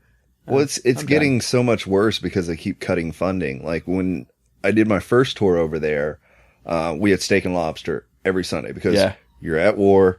This could be your last meal. The defects. Yeah. Well, yeah, when you get back to the main base, because we'd push out and you end up in a clay hut with 1 generator and 20 guys that don't shower. Yeah, so of course. That's some of the best bonding though that you're ever going to get. I mean, I was never actually military, so I didn't do that level of deployment. The stuff I did was all IT and comms work, so I would go out. I went into some pretty hairy areas before the base actually was stood up. So I remember going down to Basra, standing up a satellite dish on a base that has not been occupied yet. So you're potentially, skylining yourself. Yeah. So suddenly there's a light in the middle of the desert. Guess what that light is? Target. Yes. Yeah. Deployments are, because with the engineer, you're just given out to the infantry units because, that's the heart of the Marine Corps there. Yep. We're the tip of the spear. We're the first ones in the lineup. We're making sure everything's clear for everybody behind us. Yeah. But have they started letting women on the front line yet? Is that something that's actually happened now? Because General Mathis, who I served under, who if you ever get a chance to look up his quotes, that's the man. He was on an interview, and what made me fall in love with this guy is he was on an interview with some anti-gun reporter, and she's like, "You're giving these men all the tools they need to become serial killers." And in true Mad Dog Maddox fashions, he's like, you have all the tools. You need to be a prostitute, but you're doing one right. And interview over. And I was like, That is a good quote. You're in charge of the Marines for a reason. Yeah, that's funny. Yeah, he's perfect for the job he had. No shit. But yeah, we just ran the dog when we did it. My first partner was Boomer, and we did the Marja invasion. And then I had Augie on my second deployment, and that was when they sent 1,000 people to Africa. And I still don't know why, but we were 1,000 people short. And that was the hairiest freaking deployment I had. And Augie was with me for that. And What kind of dog was Augie? We used the IED detection dogs. They were all labs. Cool. First partner was a black lab. He's got 21 fines under his collar, 8 of which are with me. Last time I checked, he's still working with the Army, and they don't update me because I need to know kind of stuff. Yeah. I'm still trying to adopt him. It's been 2011 I got out, and I've been trying to adopt him ever since. Wow. Yeah. He's still serving though? Yeah, he's still there. So I know for drug sniffing dogs, not necessarily bomb, but drug dogs, they put a cap on the time that they can be productive, like a 2-year As long as they're still able to do their job, they let them do it, because the dog doesn't understand he's working. He's playing with daddy. Yeah. He finds his smell and he lays down Gets or his reward. sits on it. He gets his ball, and that's all he works for. You don't exactly have the same kind of mentality that you do out of a... Well, I mean, if you look at it from the dog's perspective, he's there 24 hours a day with his owner, with his handler, as opposed to my dog, which I have to go to work 10, 12 hours a day. Yep. And she's chilling at the house. Dude, as a matter of fact, I just crated last night, in that little crate right there, Andrea's dog. He's still a puppy. He's 9 weeks. So he's still just a little puppy. I was deathly afraid when we got home last night. Dude, we didn't get home till like 3:30. But I was deathly afraid that dog had shit and pissed. And I hate crates, but at that age, I have to. Well, dogs don't poop and pee where they stand unless they're a puppy. Puppy, yeah. He can't really control that. But he did. He held it. I picked him up as soon as we got here, and he was fucking squirming like a little motherfucker. Took him outside, shit and pissed immediately. I'm like, damn, that's a good dog. Didn't do it in his crate. Praise the crap out of them so they repeat the action. Yep, exactly. Yeah, Andrea's, which is really cool. Andrea's a big proponent of only positive reinforcement, not negative, not scolding or spanking or anything like that for dogs. Yeah. She thinks that the best way to train that dog is on positive reinforcement. So take them away from the situation that's bad, give them something good, chewing on something that they're not supposed to, give them their thing that they're supposed to chew on. And we'll see. I agree with it. I've never done it. It depends on the dog, because I agree. If you can use positive reinforcement, do it. It takes longer to train them with it, then they're doing it for your affection. Yeah. No other fear, no hiding it, no, I'm doing it for treats, and that's all they care about. They're doing it because they want to make you happy. Just that affection, yeah. But with dogs chewing on stuff, we didn't have a lot of stuff over there. So if they started chewing on stuff, we had to deal with it quick, fast, and in a hurry. So you put hot sauce on whatever they're chewing on, so next time they chew on it, they regret it. And so we did that, and a couple of the dogs actually liked the hot sauce. So we'd write letters or get somebody to send some Japanese, crazy wasabi or something, and took care of it. I bet wasabi would work pretty well for a dog, because that's that horseradish. It hits a whole nother level. It's not capsaicin. It's just pure. I don't do hot. No? Nope. I sweat when I eat Tyson hot wings. Really? Yeah. Dude, I absolutely love hot foods and hot spices and stuff. I like if I was to do Hooters, like we did Hooters the other night, I always go hot and then get a side of their next level hot sauce. I can't do the ghost chili. That's, that kind of shit's a little bit too hot for me, but I would use it in a mix of, something that you're making, use a few drops of something that's a ghost chili pepper product. I like hot, but I'm not crazy. We're not crazy about it. All right, do you have any stories from any of your deployments or any of your breaks or anything like that? Where have you gone on leisure, on pleasure around the world? I did a lot of traveling. I had a band when I was in North Carolina, which is where I picked up a lot of my guitar stuff, because I bought a guitar at 18. I was just right out of high school. And what part of North Carolina? I was stationed in Camp Lejeune, the armpit of the world. Jacksonville. I lived there for 7 years. Yes. Jacksonville, North Carolina. You have my deepest sympathies. There are so few women there, even fat girls are picky. Yeah. Yeah, since you grew up there, one of my actual professors at my college wrote a book, because he's from that area, but he was obviously there as a boy. Yeah. And he wrote, it's called Cheese Biscuits by Bill Williford. Cheese biscuits. That's for about like that area. Yeah, it's him growing up. No, it's basically I don't know if you saw Secondhand Lion, but it's like that. Just kid is living there with his grandparents. No electricity, cast iron stove. It's just, It's a good book just to go back to that time period with it. Huh, okay. Yeah, I'll have to read that. What's the era that it's set in? Like 80s and 90s or? No, like 50s. Oh, era. really? Well, he's an old guy. He was in the Air Force. He had John Wayne came through his base. Because he was at some secure base that was built into like a mountain. He's Air Force, so it's apples and oranges. I'm not familiar with that, but yeah. Do you have any charities or anything like that you are advocating for, or anything you want to plug? Anything back up in Georgia, a range or anything like that you want to give any plugs for? Nothing I'm directly involved with. Our medium makes it out. Now, granted, it makes it out to about 26 different countries, but the majority of all of our downloads are Southeast U.S. The majority, probably about 80% of our downloads are Southeast U.S. So from, North and South Carolina, Georgia, maybe a little bit of Tennessee, and then a ton in Florida, especially in the Central Florida region, are where, the majority of our stuff comes from. So a lot of those folks travel up to Georgia. So if you have anything, dude, you've got full range. So if you ever want to plug anything for up there, just shoot me a message, let me know. We'll talk about it on the show a little bit and give out some plugs. Okay, I appreciate it, but I don't know, just work my little insurance job and play with ninja weapons and shoot guns.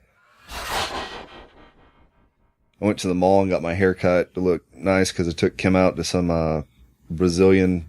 You guys do Texas Day Brazil? Probably. Oh, dude, I love those. Those are so good. It was. I was angry because it was full. It was so good. Yeah, I did one of those restaurants in Bolivia. They have a place down there called Brass Sergeants. That's what the translation is.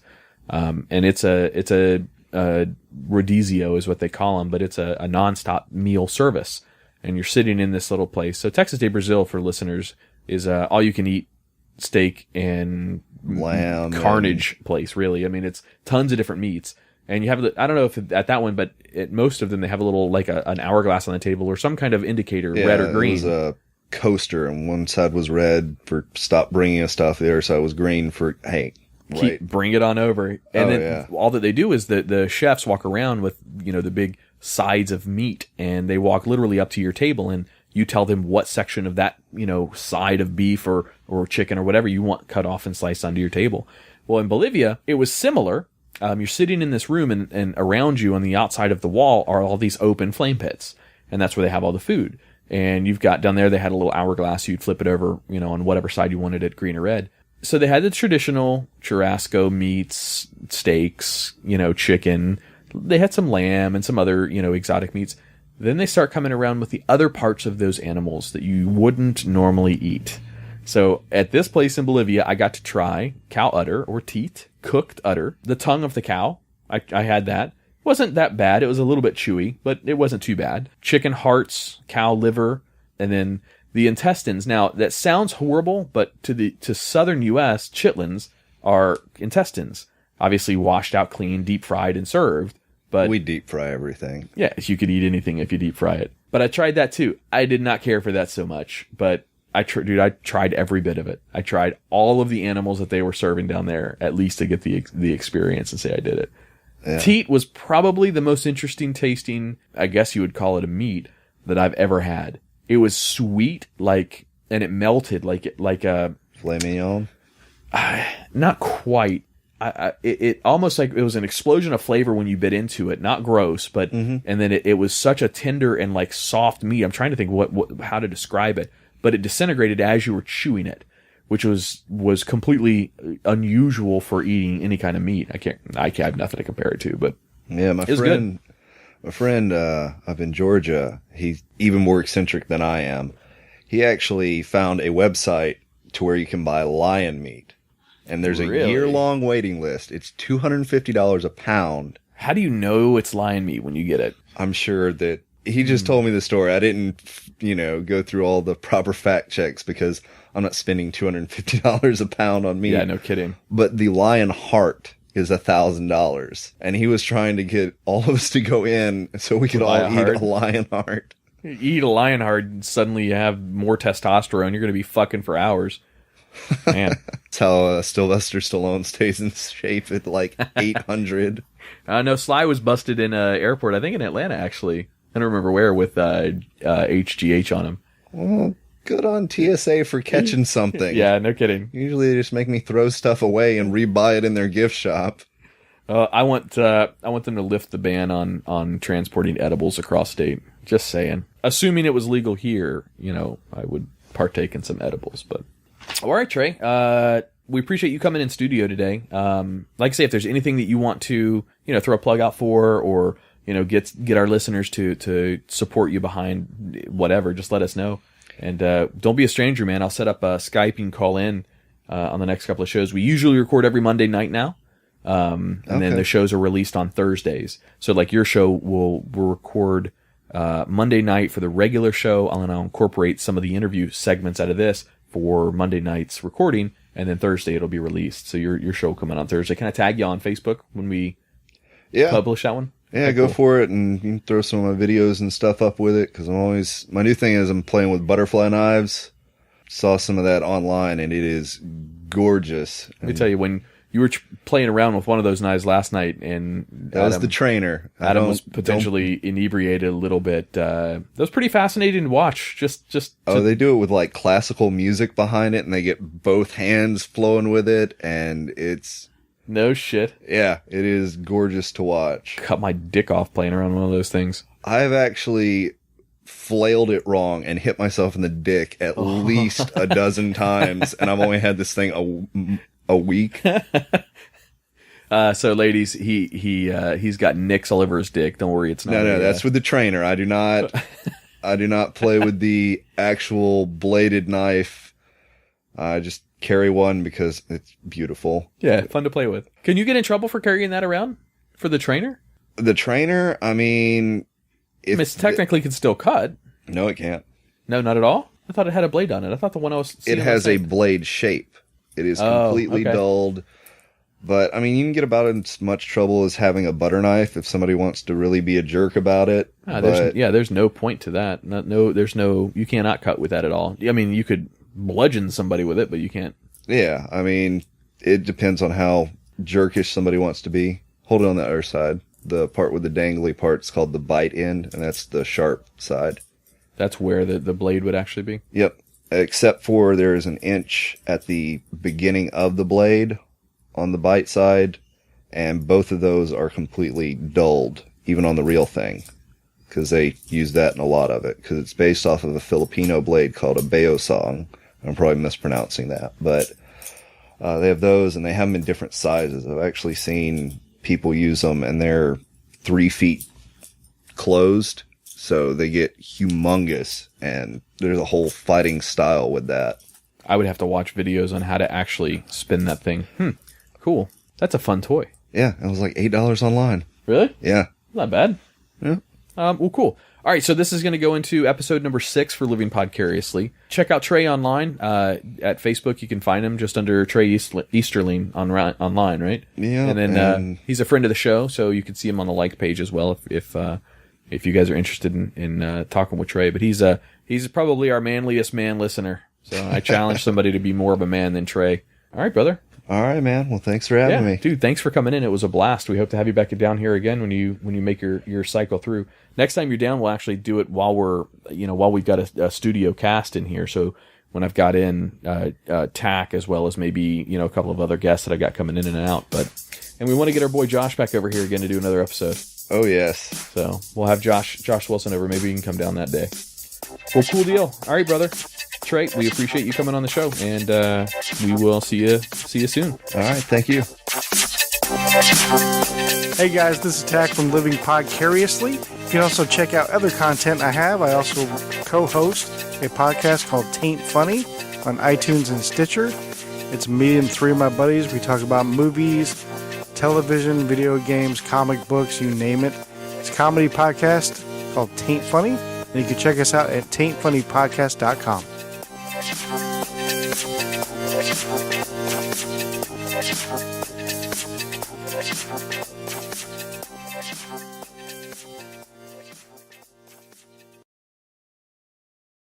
Okay, seven guitars hanging on his walls, and then so similarly, Tach's a sound engineer. He went to school for this shit, sound and video productions and editing and stuff like that.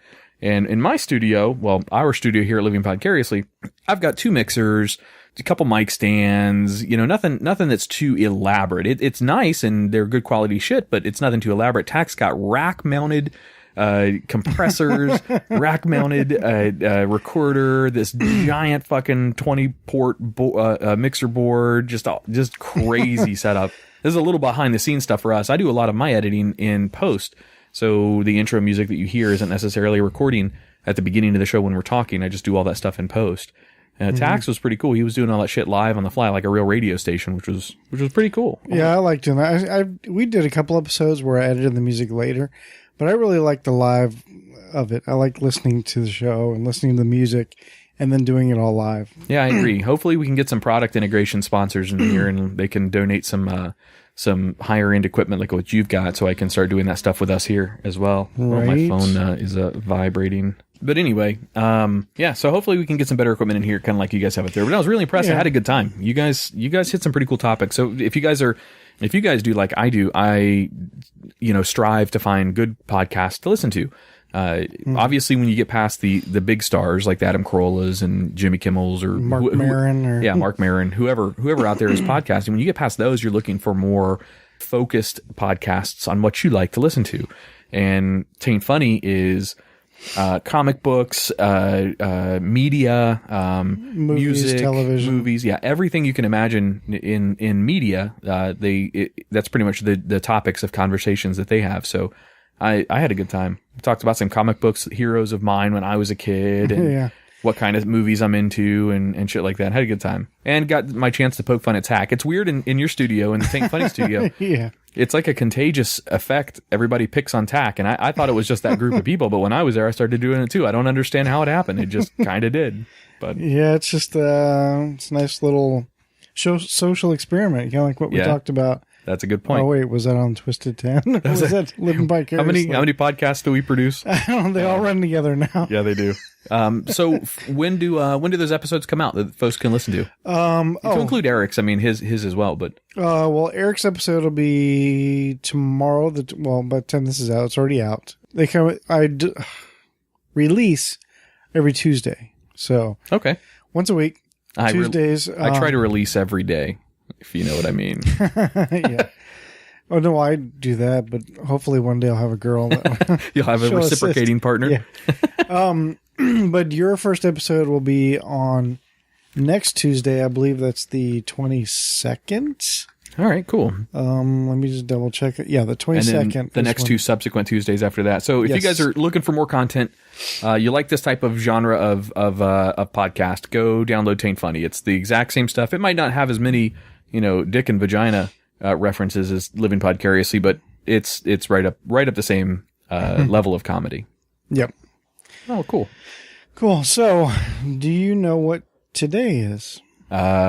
Recording day is Monday. But other than that, no, not really. Well, it's actually today is 2 days, really. Because today is March 14th. Okay. Which is also known as Man's Valentine's Day or Steak and Blowjob Day. Really? Yes. You have a little gift over there in the corner. Is that for me? Are you going to give me a steak and a blowjob tag? Is that what's going on here? I wrapped the blowjob. So today is International Steak and Blowjob Day. Yes, it's otherwise known as Man's Valentine's Day. Hang on just a second. Hey, Andrea, got some news for you. I'm just kidding. She's going to come in here. And also, it's Pie Day. So don't forget to eat your pie with your steak. So Pie Day.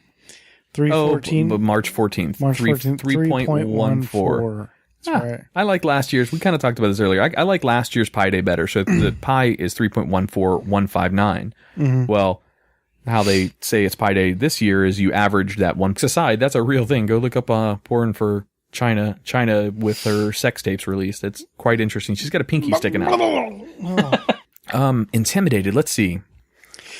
Well, I guess really masculine, overbearing. Oh, you know what? Yeah. Okay. All right. I thought about that. okay. I am not into a dominatrix of any kind. No. Now, I'm not a domination kind of guy. I don't care about the passive, subservient, none of that. I don't give a shit about that. I just have sex to have fun. But I don't think that I would enjoy a woman that is only pleased by being the dominating figure in the bedroom, by living that role. Basically talking about like S&M, like sadists and masochists and that kind of shit. Yeah, I don't think that would I think that would probably intimidate me a little bit because it wouldn't be pleasurable for me.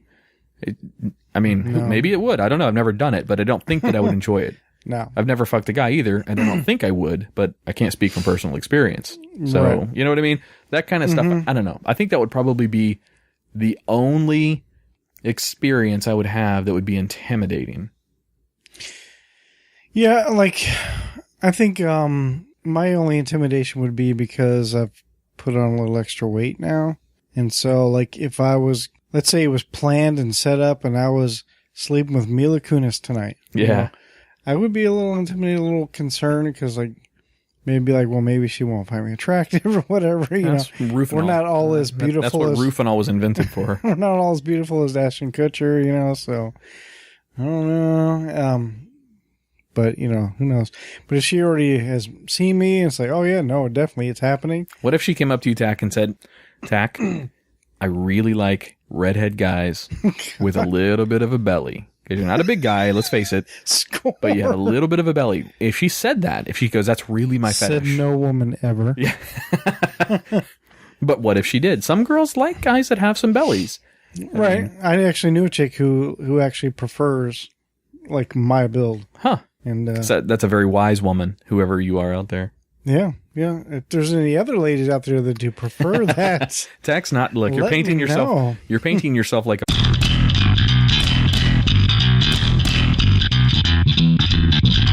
You're listening to Living Podcariously, bringing you real men's perspectives, unfiltered, unapologetic, and uncensored. Recorded live in the Living Podcariously studio in world-famous Cocoa Beach, Florida.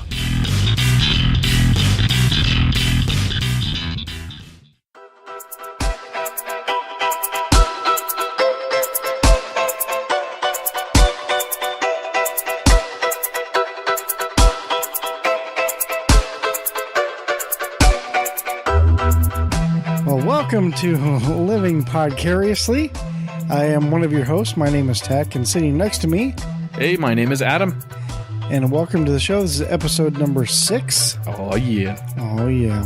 Well, first thing I want to do, starting off the show today, Adam, I wanted to thank you for stopping by the studio at Taint Funny at the other Yeah, podcast. man, that was a lot of fun, dude. I think you guys had me up there. It helped to record, I think, 3 of your guys' episodes Yeah. up there. Or is that Cloak and Mirror? Cloak and Shadows? No, Cloak and no. Dagger? Cloak and Smoke and mirrors. Smoke and Mirrors? I was close. No, there's no smoke and mirrors. We pretty much tell you. And Jimmy always makes the same joke every single time. Yep.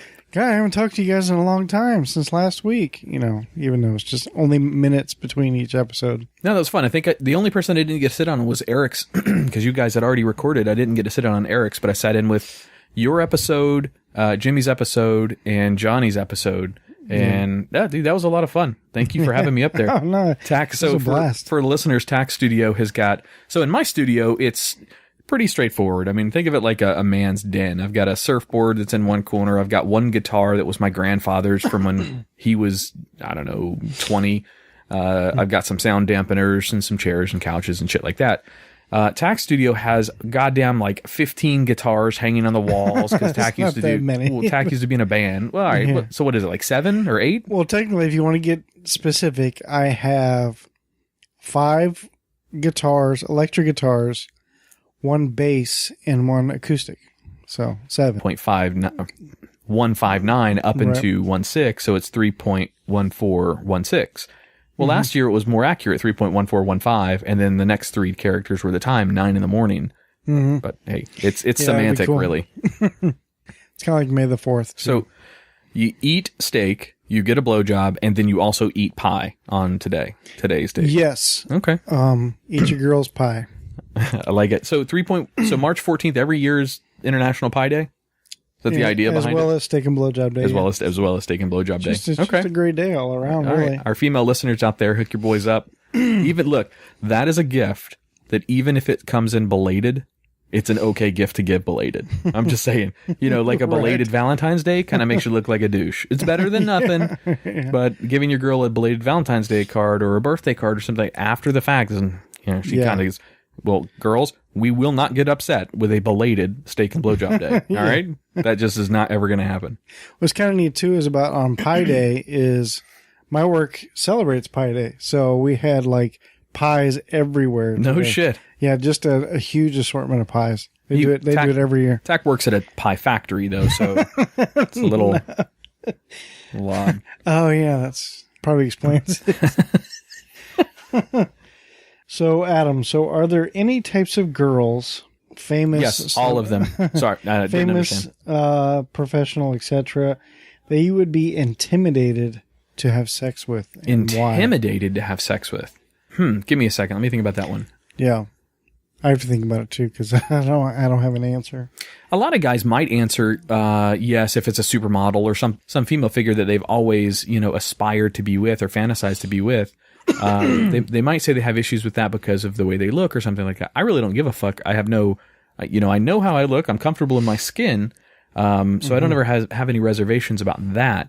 However, being intimidated might be another thing. Like I would be intimidated having sex with China.